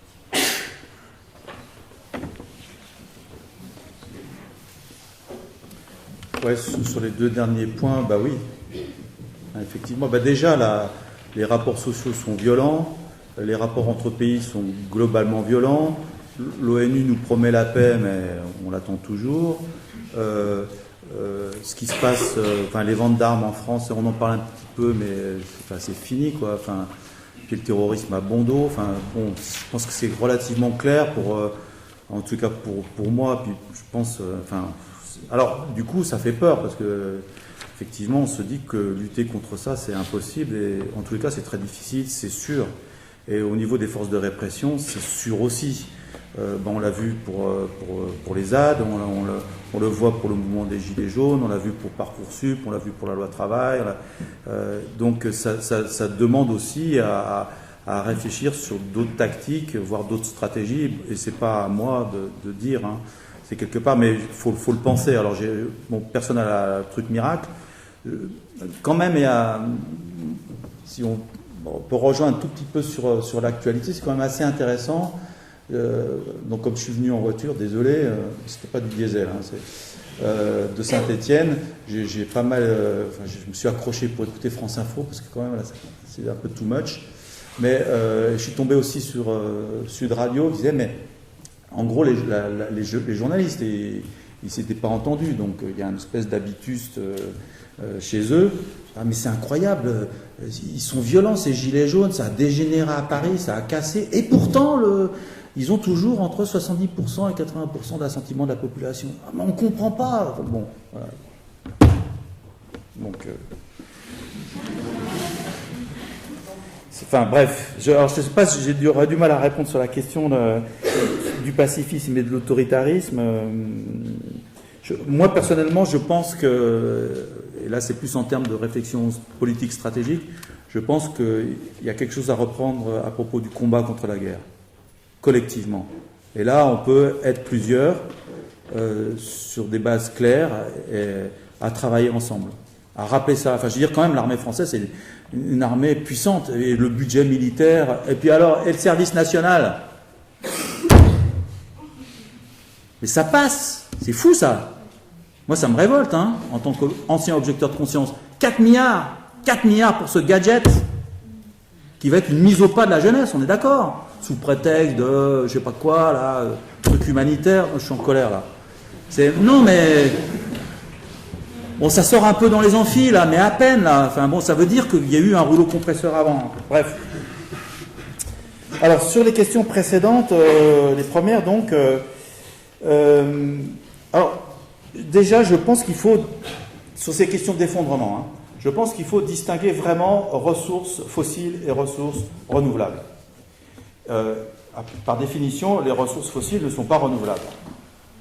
Par définition, les ressources renouvelables le sont, que ce soit les matières premières ou l'énergie. Bon, mais c'est important de le rappeler, parce que dans le renouvelable, il y a quand même beaucoup de choses.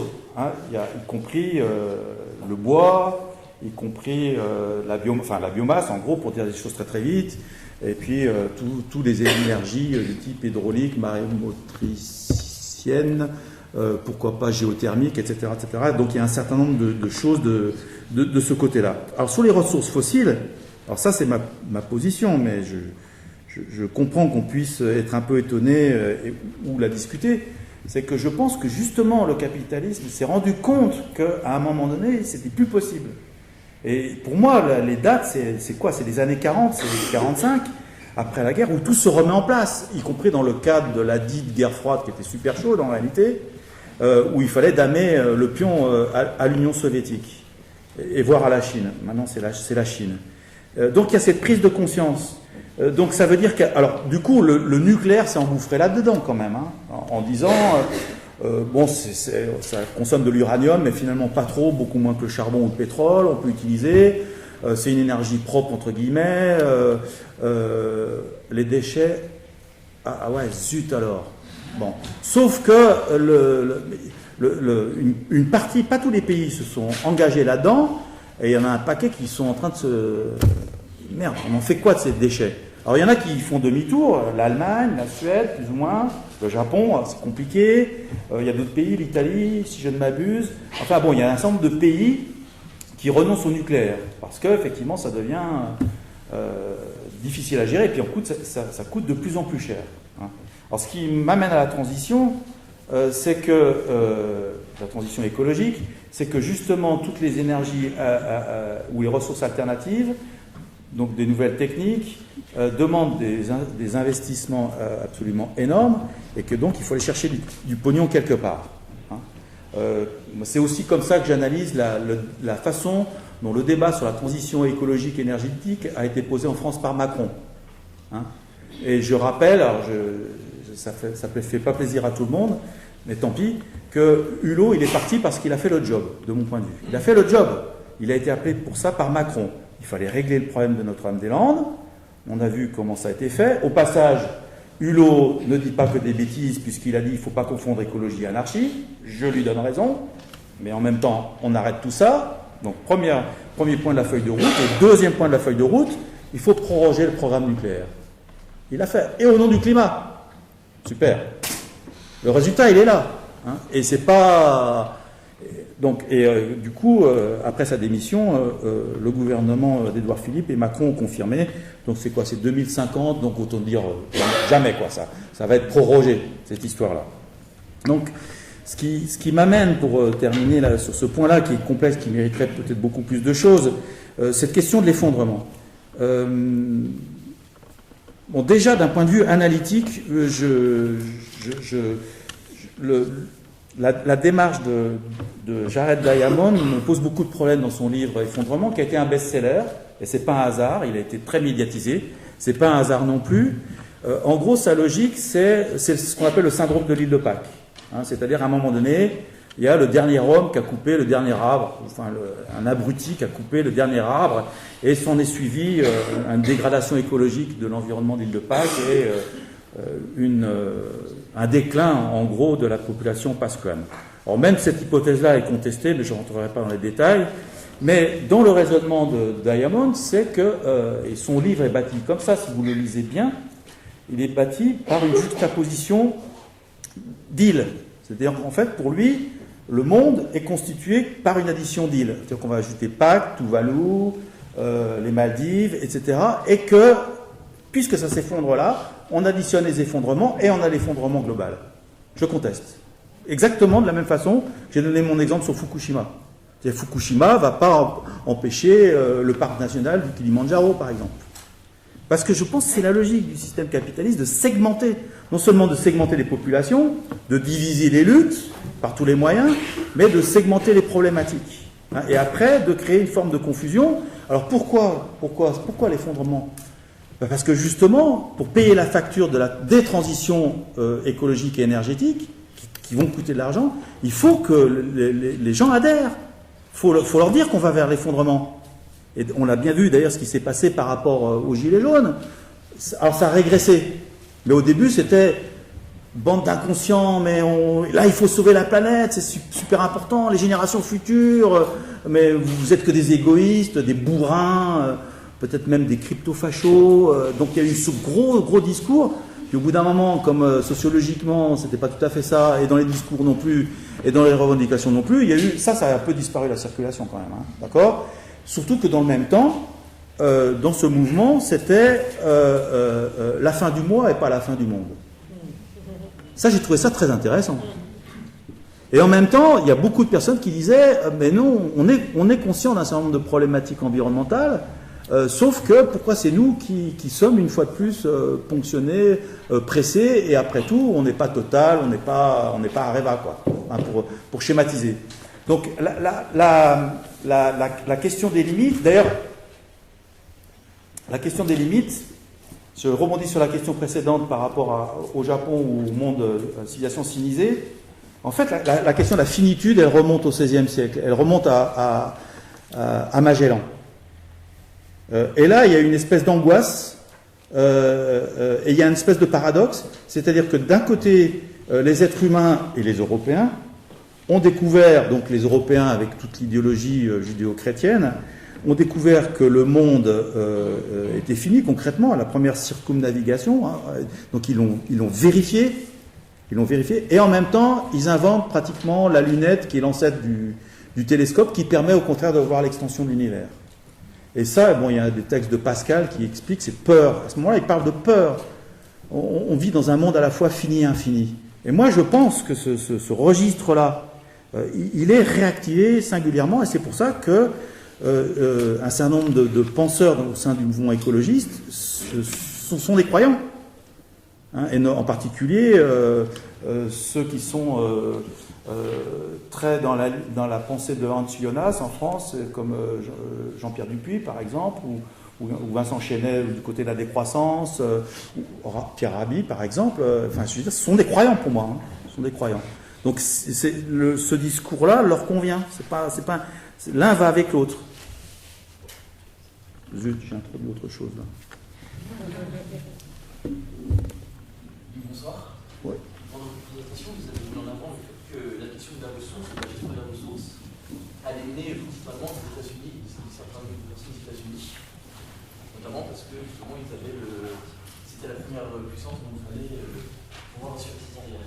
Quelqu'un a fait la remarque tout à l'heure que bizarrement, la question environnementale, ce sont surtout des personnes de gauche. Ah oui, j'ai oublié de répondre, oui. Très juste. Est-ce que justement cette remarque entre vous deux, enfin cette discussion constatée, ça ne confirme pas la thèse que le capitalisme il a deux versants, un versant économique et un versant culturel, et que le versant économique se limite du versant culturel et le versant économique. J'ai pas compris la fin. Ah oui. Non, c'est moi. Est-ce que ça ne confirme pas la thèse que on va dire un nom de Jean-Claude Michéa, qui dit que le libéralisme, le capitalisme, il a deux versants, un versant culturel et un versant économique. Un versant économique qui est porté par les gens qui se revendiquent de droite, un versant culturel qui se revendique par des personnes qui se revendiquent de gauche. Et que justement, l'un c'est le bout de l'autre, que l'impasse, c'est pas que les personnes de gauche vont mettre en avant la question culturelle, et là on a montré donc l'environnement qui va permettre le capitalisme économique et vice versa.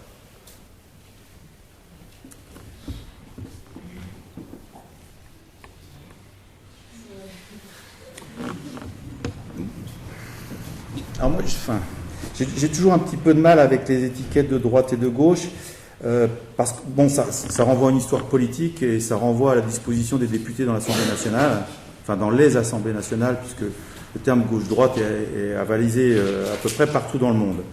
en fait, on se rend compte qu'il y a beaucoup de chevauchements, de croisements, et je parle même pas de la fin du clivage droite-gauche. Enfin, j'ai une autre approche pour montrer que. Je parlais de communication. Ouais, ok. Alors après, moi je ne sais pas si on peut opposer comme ça le versant économique et le versant culturel, mais du coup ça va me permettre de répondre vraiment à la question de tout à l'heure. C'est pourquoi finalement à l'écologisme quelque part vécu des valeurs conservatrices, et c'est pas forcément péjoratif, c'est-à-dire qu'il faut conserver la nature, il faut conserver les ressources, il faut conserver un certain nombre de valeurs.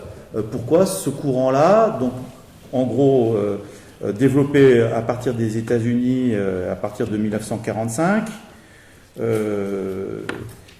effectivement pour assurer les arrières de l'économie capitaliste et singulièrement américaine, et puis après européenne, etc. Pourquoi finalement ce discours-là a convergé avec des forces de gauche, on va dire, hein? C'est un peu ça la question tout à l'heure. Alors moi, là encore, ça se discute ce que je pense, parce que je l'ai un peu observé, même si j'étais en culotte courte pendant mai 68.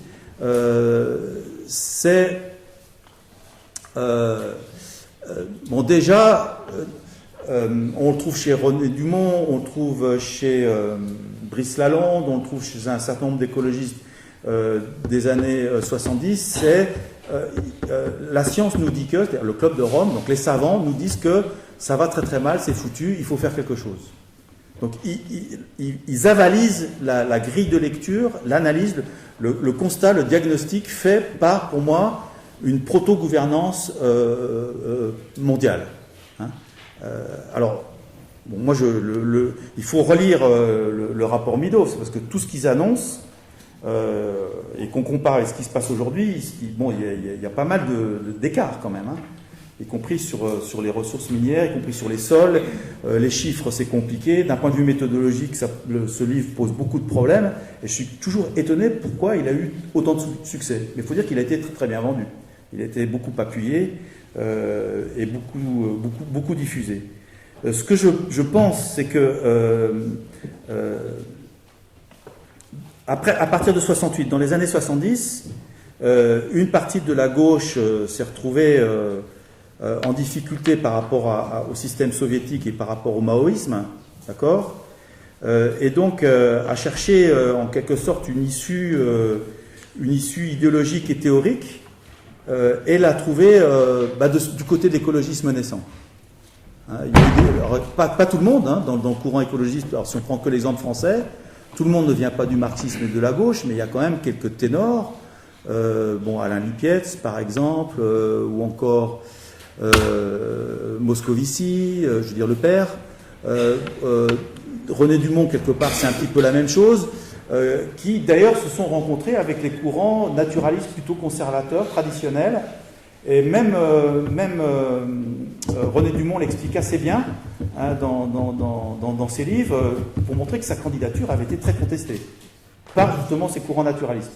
Nonobstant, il y a quand même eu convergence, donc la première élection 74, ok, enfin, premier candidat écologiste, René Dumont, et donc du coup, après, il y a eu la question nucléaire avec Cress-Malville, il y a eu la question effectivement des pollutions, du choc pétrolier, donc fatalement, c'est apparu comme une thématique super importante, et effectivement, elle a permis aussi des mobilisations, des prises de conscience par rapport aux pollutions. C'est devenu effectivement, en termes, sur le plan de l'actualité, c'est devenu quelque chose d'important.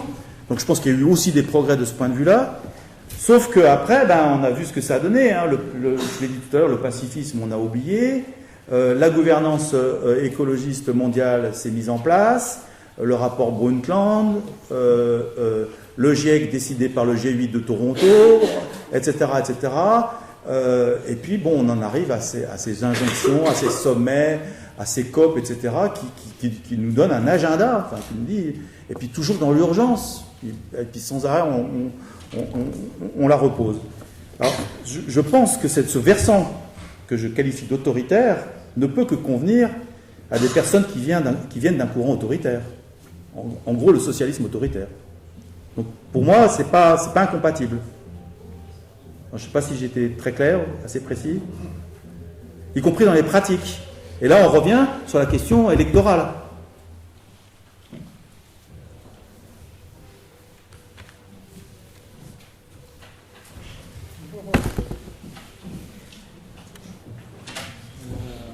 Madame, une question, vous en avez encore une ici. Ici, là peut-être, mesdames,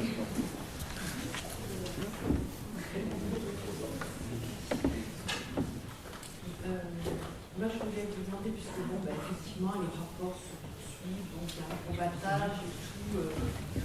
Alors, quand on a un certain âge comme moi, on y est à la cru, quoi. Puis après, on dit, de toute façon, c'est complètement bidon, donc c'est même pas la peine. Enfin, c'est peut-être pas complètement bidon, mais bon, ça participe. Essayez de parler fort.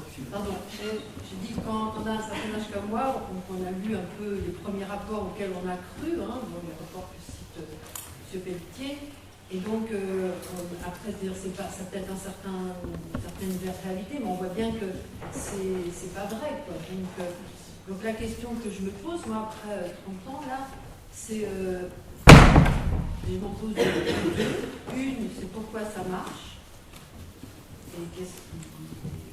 Voilà, j'ai décidé pourquoi ça marche. Parce que ça marche, c'est encore en ce moment-là.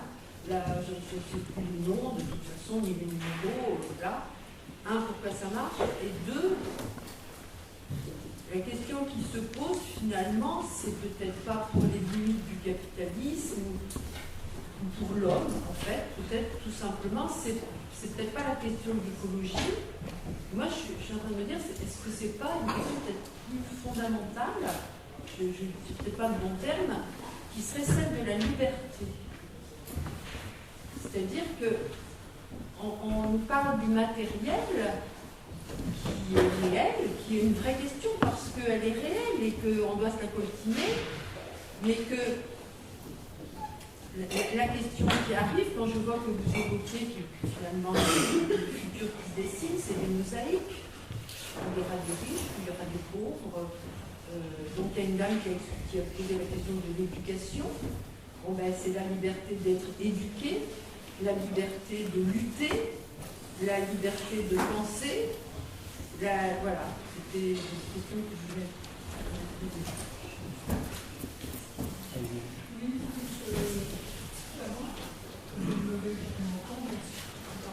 Je trouve ça très intéressant ce qui est là. Je me pose un peu la question, être anarchiste, est-ce que c'est être climato-sceptique alors?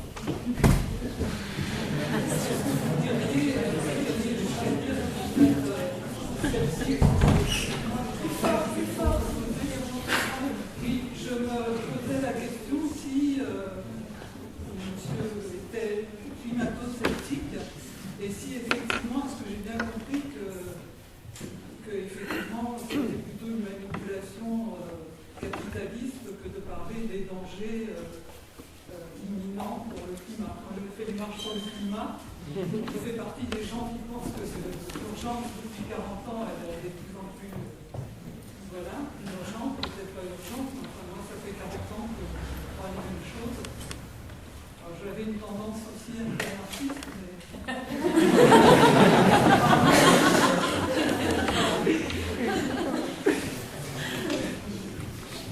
Ok. Non, mais je veux dire que j'ai entendu. Ça va être plus court, mais c'est en mettant de côté toutes les questions d'indépendance et de fiabilité des études et toutes les récupérations politiques, est-ce que le scientifique en tant que chercheur et détenteur d'informations, il peut être vu comme porteur d'une autorité légitime?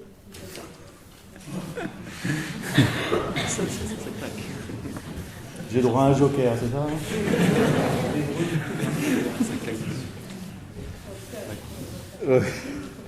Ouh là là, ouais. Bon.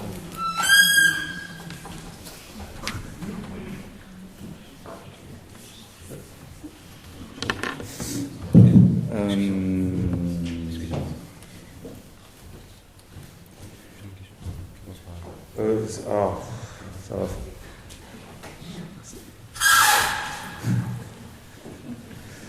Bon, c'est pas le dogme, c'est la doctrine. La phrase d'Élisée du Reclus que j'aime bien, c'est le savant du jour n'est que l'ignorant du lendemain.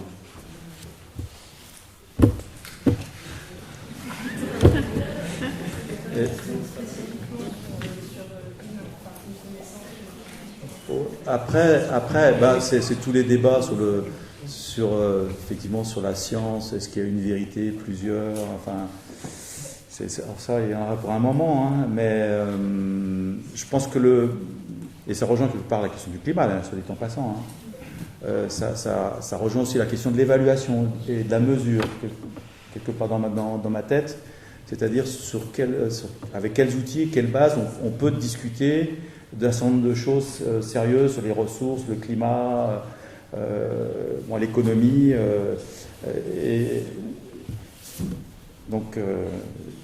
Et on sait que la mesure, ce sont les êtres humains qui la font. Donc voilà, il y a ce rapport-là entre l'évaluation, la mesure et ce qu'on en fait, qui fait que fatalement la science, elle bouge. Bon, après, légitime, tout ça, Oh là, je bloquais, là, excusez-moi. Mais bon, peut-être on pourra y revenir, hein, je ne suis pas très clair, non ouais. Alors c'est une catégorie, on est d'accord, hein, terroriste, climato-sceptique. Je suis critique. Alors, je suis critique pourquoi déjà par mon parcours personnel, alors ce qu'on me reproche, soit dit en passant, on me dit, bah oui, tu as été traumatisé, donc effectivement, tu es trop critique. Moi, quand j'ai commencé mes études de géographie, en 72 et après 76, c'était ça qu'on m'a appris. On m'a parlé du refroidissement global. J'invente rien, hein, the cooling. Hein. C'est-à-dire, est-ce que le prochain âge glaciaire n'a pas déjà commencé? Comment on pourra survivre, déjà?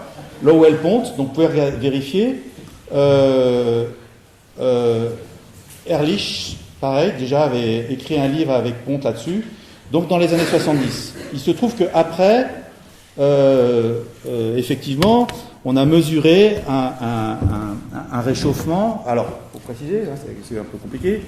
À partir des années, surtout des années 80, 90, etc., 2000, le problème, c'est aussi le problème de la moyenne.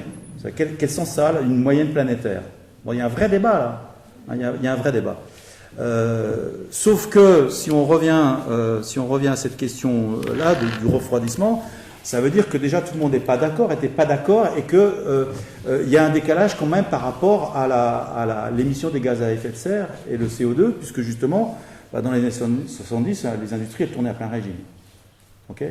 Donc moi, j'ai une approche critique sur... alors, manipulation, c'est fort, parce que ça laisse entendre qu'il y a une volonté super organisée de ci, de là. Non, je pense qu'il y a une convergence entre plusieurs tendances. L'élément très important, c'est le nucléaire, ça j'en suis de plus en plus persuadé, pour faire avaliser le nucléaire. Et puis aussi, il y a le monde des savants. C'est-à-dire que les mêmes qui ont parlé de refroidissement global vont parler maintenant du réchauffement global. Les mêmes. Notamment l'ancien conseiller scientifique d'Obama. Donc c'est pas grave, on a le droit de changer la science. Hein. Et puis le monde et le climat, par définition, il ne change pas, il évolue. Enfin, c'est altruiste que de dire ça.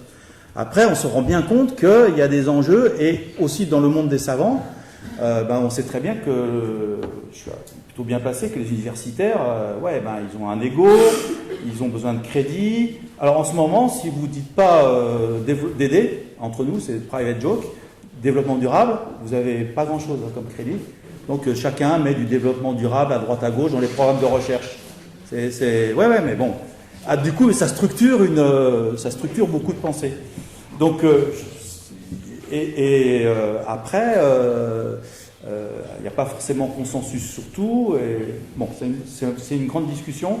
Moi, j'ai un regard critique. Et surtout, ce que je pense aussi, je vais terminer là-dessus sur la question du climat. Combien d'heures de cours de climatologie vous avez eu dans votre scolarité? Ouais, ça oscille entre 0 et 5 heures, même. 5 heures, je suis généreux, hein. Alors qu'on nous dit que c'est super important.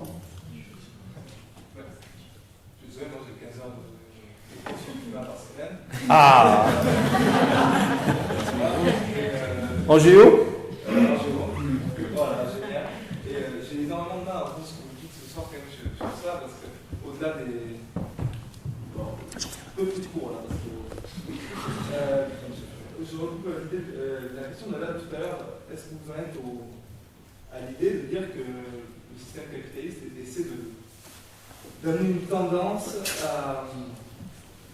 à essayer de dire que c'est mal, les émissions de gaz à effet de serre, etc. Est-ce que c'est une technique pour vous est-ce que vous pensez que c'est un moyen de dégager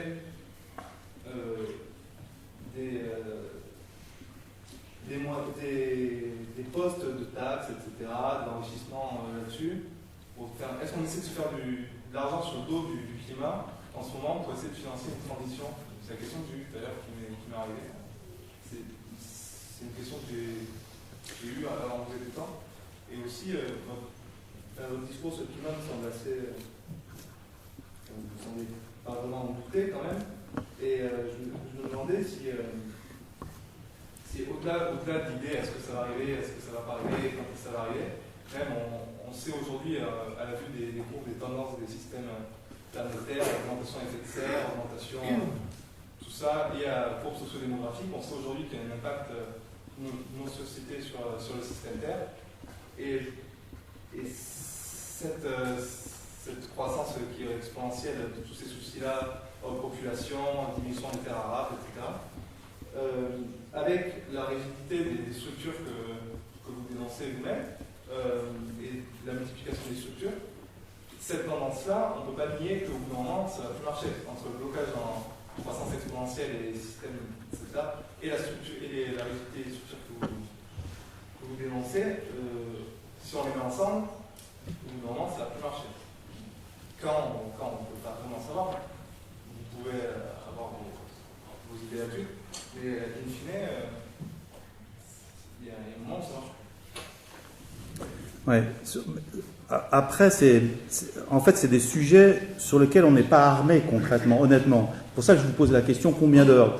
A priori, j'ai plutôt une exception, moi un peu, j'ai fait de la climato, j'ai beaucoup lu là-dessus aussi, mais en fait, on n'est pas armé pour porter une réflexion un peu sérieuse sur le climat. Enfin, c'est quoi la mesure? C'est quoi les extrêmes? C'est quoi les saisons? C'est quoi le temps?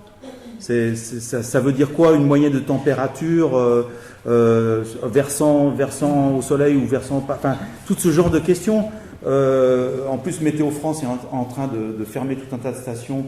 Tout devient automatisé, donc il n'y a même plus de rapport humain. Parce qu'avant, il y avait quand même un contact, donc maintenant ça devient super informatisé. Il y a aussi l'effet d'îlot de chaleur urbain, qui fait que les premières stations météo, c'est les stations qui sont dans les tours de contrôle des aéroports, qui avant étaient relativement loin de la ville, mais qui sont gagnés par l'urbanisation, donc par l'îlot de chaleur urbain, en sachant que là tout le monde est d'accord, là il y a un consensus réel chez les savants, l'îlot de chaleur urbain, en gros c'est 1 degré. 1 degré. Et c'est pas le chauffage, c'est l'artificialisation des sols qui aboutit à une réverbération et qui crée ce 1 degré supplémentaire de chaleur. Donc rien que sur cette histoire-là des îlots de chaleur urbain, de mesure, c'est super compliqué, parce qu'il faudrait recalculer les moyennes avant, et pareil, on dit les normales saisonnières. Mais les normales saisonnières, qui décide des normales saisonnières? C'est des périodes de 60 ans, mais si on prend, je ne sais pas, si on dit 1940-2000, c'est pas la même chose que 1930-1990. Ah, ça c'est autre chose, ça. Non, ça c'est encore autre chose, parce que dans le propos tout à l'heure, c'est donc évaluation, tendance et impact. Ça c'est encore autre chose. C'est encore quelque chose de différent. Parce évidemment qu'il y a un impact. Évidemment. C'est toute la question de l'anthropocène. D'accord ? La question, c'est la mesurer et après, qu'est-ce qu'on en fait? Donc si on se projette un petit peu quand même, ou même maintenant, dans le constat, et là, vous parlez de croissance exponentielle, qui est exactement la logique du rapport Meadows de 72, que moi, personnellement, alors c'est marrant parce que De Jouvenel a critiqué cet aspect-là, dans une analyse que je trouve intéressante, parce que le terme de croissance dans le rapport Meadows a un côté un peu totémique, c'est devenu une réification, une espèce de mot valise. Moi, je pense que sur cette question de croissance, il ne faut pas oublier un aspect fondamental du capitalisme, c'est la destruction. Et c'est pour ça qu'il se perpétue. C'est-à-dire qu'il y a trop on ne peut pas nourrir un certain nombre de populations, parce qu'elles vont mourir de faim, ou alors une guerre. Et pour renouveler le matériel, les infrastructures, une guerre, un accident nucléaire, enfin, c'est ça, enfin, c'est dramatique, mais c'est ça. Alors même certains ont dit c'est Schumpeter, destruction créatrice, peut-être, mais... Donc je pense que c'est aussi de ça que ça répond, moi, à la question de la croissance. C'est une issue. C'est comme ça que le capitalisme se perpétue. Alors le capitalisme, il faudrait plutôt dire les capitalistes. Hein, parce que là, ça fait une catégorie, c'est comme le système, ça risque de nous faire perdre de vue que justement, il y a des mosaïques, il y a des rivalités, il y a des concurrences. Et je voudrais juste donc finir de répondre à la question de tout à l'heure. C'est, oui, la liberté, on est d'accord, c'est pas un libertaire qui va dire le contraire, hein, justice et liberté. Et sur la question de les rapports se poursuivent, mais bon, c'est plus ou moins bidon, hein, si je reprends vos propos, et pourtant ça marche. Bonne question. Moi, je pense que derrière, il y a la croyance quand même. Ou un besoin de croire en quelque chose qui est à la fois légitime, mais qui est beaucoup aussi, et là pour le coup, on peut dire instrumentalisé ou encadré par les médias et par les politiques. Ce qui permet des élections fantastiques. On a quand même trouvé le moyen, une partie de la population française a trouvé le moyen d'élire un banquier 10 ans après la crise de 2008, quoi. Enfin, non, mais là, si c'est pas la croyance, ça c'est quoi? C'est croire qu'un banquier allait résoudre? Non. Bon. Oui, non. Moi non plus. Bon. Donc c'est un registre, je pense, assez fort, et je termine juste là-dessus. C'est un registre qui est quelque part légitime, logique, mais qui est vraiment encadré. Et il y a un bon exemple, c'est le journal Le Monde, ou Télérama, groupe de presse de la démocratie chrétienne. Et la ligne de fond, en particulier sur les questions environnementales, pour moi, c'est une ligne de fond eschatologique et catastrophiste. Et ils n'en démordront pas. Enfin, c'est ce que je pense. Et du coup, ça fabrique les trucs, parce qu'au bout d'un moment, on dit, on aligne les trucs, on a peur. Et il y a beaucoup de unes, et depuis 20 ans, 30 ans même, qui surfent sur la peur. Il y avait une question ici, monsieur. Ok, ouais. Tout à l'heure, quand vous avez parlé des îles, donc il y avait l'île de Pâques, puis d'autres îles. Au tout début de cette phrase, vous avez parlé de méthode analytique. Est-ce que maintenant vous pourrez développer ça avec la méthode systémique pour voir ce que ça donne rapidement? Je vais dire oui, ça, on va gagner du temps. Non, bon. Apparemment, ça suffira pas. Ça suffira pas. Non, mais effectivement, je pense que la méthode systémique, c'est la bonne méthode. Oui, voilà. Et ensuite, vous avez parlé de parler de World 3. Ah oui. Vous l'avez fait par le rapport Meadows, rapidement. Enfin, vous l'avez pas précisé, mais donc vous avez dit qu'il y avait un écart entre ce qui était constaté, et, parce que c'était du coup 72 après le... Ouais, c'est ça. Donc, il y a eu des écarts, mais il y a quand même une tendance générale. J'ai une appréhension par rapport à ce que vous dites, c'est obscurantisme. Ça laisse planer ça, j'ai l'impression qu'il y a un léger consensus. Également, ensuite... Rapidement, parce qu'il y a... Oui, excusez-moi. Et donc voilà, donc on va le croire. Et ensuite aussi l'importance de l'organisation anarchique dans cette perspective d'effondrement. Ah ouais. Ça a été zappé, mais si ça prend trop de temps, je peux comprendre. Ok, allez-y, essayez de faire des questions courtes. Tout à l'heure, vous avez indiqué, vous parliez de l'écologisme et qui nécessite la reconnaissance du gouvernance politique. On a vu ce que ça a donné du coup quand on a posé des taxes aux gens sans qu'ils soient éduqués. Du coup, selon moi, c'est plus par une éducation qui vont permettre des convictions qui sont apolitisées, qui vont induire une personne à se comporter de manière responsable vis-à-vis de la nature, parce qu'il en a pris conscience. Et donc, on sait aussi qu'un changement, il se fait aussi par petite échelle. Et tout en combattant donc, ceux qui atteignent nos libertés, par exemple, entre guillemets. Mais est-ce que selon vous, du coup, on a parlé beaucoup d'écologie matérialiste, la gestion des ressources, etc. Mais l'écologie, c'est une philosophie de vie aussi. Donc, est-ce que selon vous, l'écologisme, ça reconnaît nécessairement une gouvernance politique?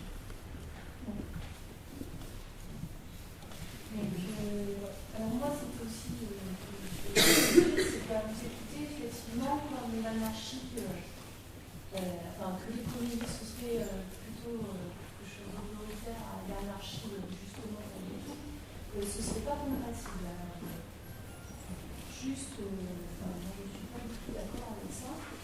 D'une part, parce que l'écologie, ce n'est pas effectivement que des arguments climatiques, il y a quand même tout ce qui est pollution, relevé du vivant, il y a quand même tout un tas de combats qui sont autres que les dérèglements climatiques qui se font quand même porter qui peut être aussi porté de manière plus facilement par l'individu. Et que dans l'anarchie, il y a aussi, vous l'avez dit, la justice et aussi une certaine morale qui peut être au service de cette écologie-là. Et en lien avec cette question, est-ce que du coup tu pourrais faire un petit point rapide sur l'écologie de la pensée de Kropotkin pour aborder ces questions si tu es capable de faire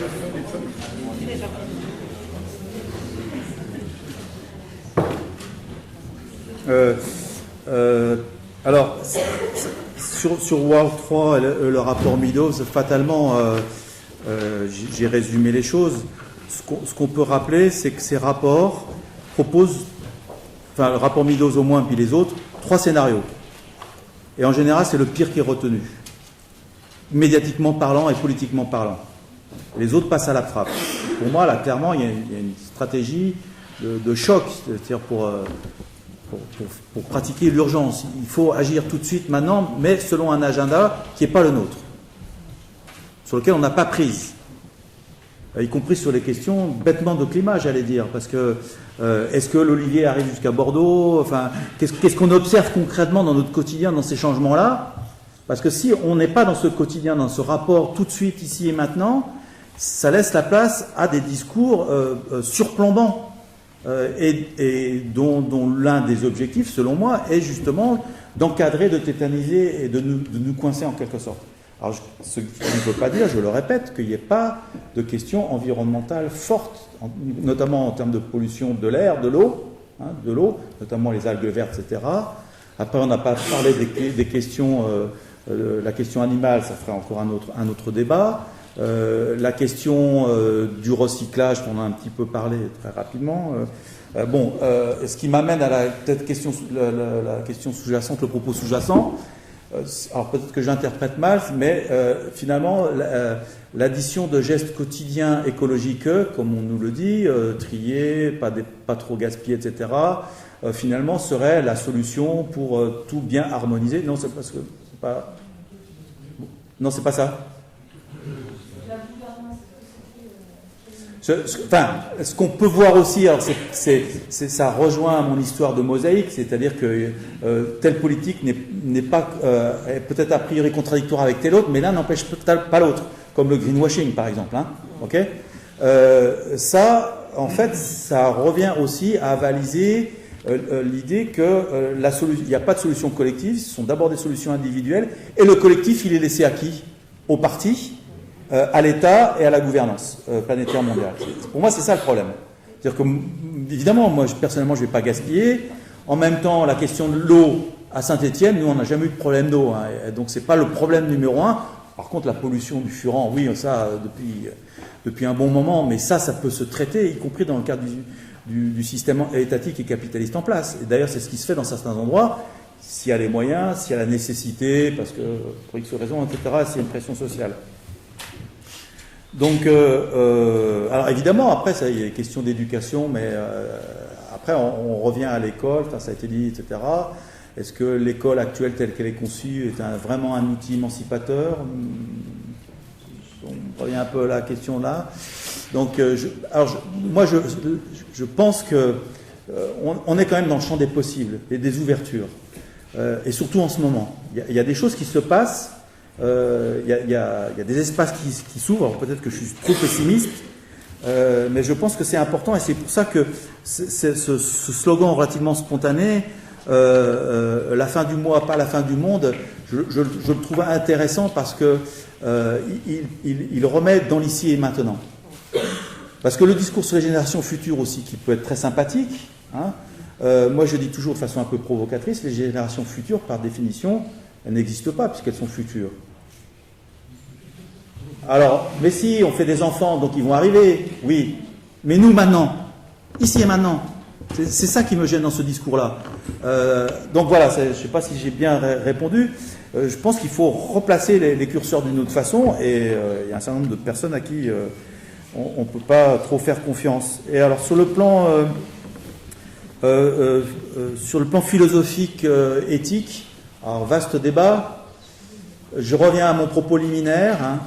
L'écologie, c'est une science qui effectivement a pu déborder sur des questions de valeur éthique, mais surtout historiquement, il a débordé sur le social-darwinisme, qui n'est pas franchement éthique de mon point de vue. Bon, c'est encore un autre débat assez important, mais qui a été un petit peu oublié parce que Haeckel et un certain nombre de successeurs dans l'écologie savante ont légitimé un certain nombre de choses au nom finalement de la lutte des espèces. Alors après, il y a eu le discours sur l'harmonie qui est arrivé avec la théorie du climax, état d'équilibre, etc. Donc qui renvoie une vision un petit peu irénique de la nature. C'est un peu, tout à l'heure, j'ai senti ça dans une réflexion tout à l'heure, c'est l'idée du jardin perdu, d'une nature qui serait harmonieuse par principe, où finalement le lion ne mangerait pas la gazelle, ou alors, enfin, je caricature, mais bon, vaste débat. Alors, c'est pour ça que, sur la question de la nature, ma réponse aurait tendance à être plus anthropologique. C'est pour ça que je vous ai renvoyé au bouquin de Charles MacDonald, ou encore on pourrait renvoyer au livre de Pierre Clastre. C'est-à-dire que je pense que les sociétés humaines ont chacune apporté une réponse en termes philosophiques. Et que, quelque part, les individus, c'est pareil. Après, dans le collectif des individus, c'est essayer de se mettre d'accord, mais après tout, c'est aussi l'une des distinctions, mais il est parti, entre le marxisme et l'anarchisme, sur la question de la religion et des croyances. Le marxisme, globalement, défend une position athée. L'anarchisme ou les anarchistes sont athées, mais surtout la position politique, ils sont antithéologiques. Ce qui n'est pas la même chose. Antithéocratique, antithéologique, c'est pas la même chose. Bon, je vous renvoie au texte célèbre de Bakounine. Pourquoi ? Parce que, alors c'est ma position personnelle, mais je pense qu'elle est partagée par pas mal de personnes dans le mouvement libertaire, c'est que je ne crois pas en Dieu, je ne crois pas dans l'existence de Dieu, je pense que Dieu est un instrument bien commode pour l'oppression, mais je respecte ceux qui croient parce que je suis libertaire. En revanche, ce que je ne respecte pas, c'est quand leur croyance devient une machine d'oppression à travers des institutions. Et donc c'est là que nous sommes antithéocratiques, ce qui n'est pas la même chose. Et c'est important dans des pays, notamment des pays musulmans, où on sait très bien que quand on met la question de la religion, ou ailleurs dans la société française, c'est hyper chaud. Alors effectivement, si tu arrives avec ton athéisme, c'est pas la peine. En revanche, si on pose la question d'une façon différente, en disant, mais ouais, pourquoi pas Dieu, s'il existe, si tu crois dans le paradis, l'après, tu as des témoignages, non pas, ça fait rien. Justement, par principe, la religion repose sur le mystère. C'est ça son truc. Donc, on ne sait pas, mais ça fait rien, je t'empêche pas de croire. Mais en revanche, là, ton pape, ton ayatollah, ils font quoi, là ? La condition féminine, l'égalité, la justice, ils se positionnent comment ? Voilà. Pardon pour la philosophie. Je ne sais pas si... L'éthique, c'est un vaste débat, c'est quelque chose qui est... C'est comme l'organisation, quelque chose qui est très important dans le mouvement anarchiste. Je n'ai pas trop le temps de développer sur le...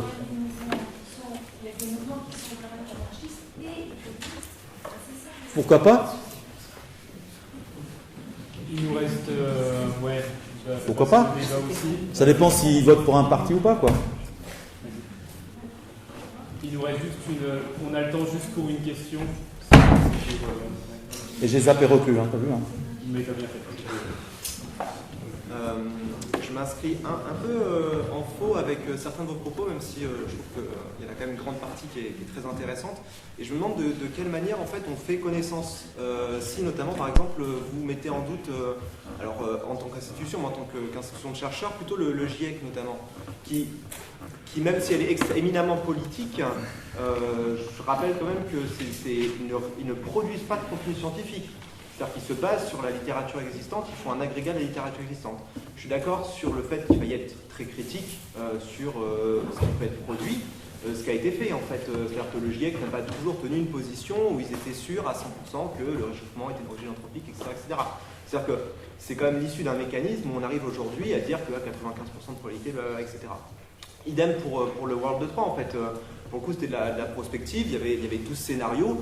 Bon, il se trouve qu'ils ont fait plusieurs hypothèses, et là où je trouve que, quand même, d'un point de vue politique, c'est certainement pas neutre, mais d'un point de vue scientifique, le fait qu'ils aient posé des hypothèses qui soient quand même relativement simples et compréhensibles permet justement une critique scientifique de ça, permet d'avancer dans le débat. Et on est loin des modèles actuels qui sont des vraies boîtes noires où on ne comprend pas. Là, il y avait 6 hypothèses, population, l'économie, les ressources, etc. etc.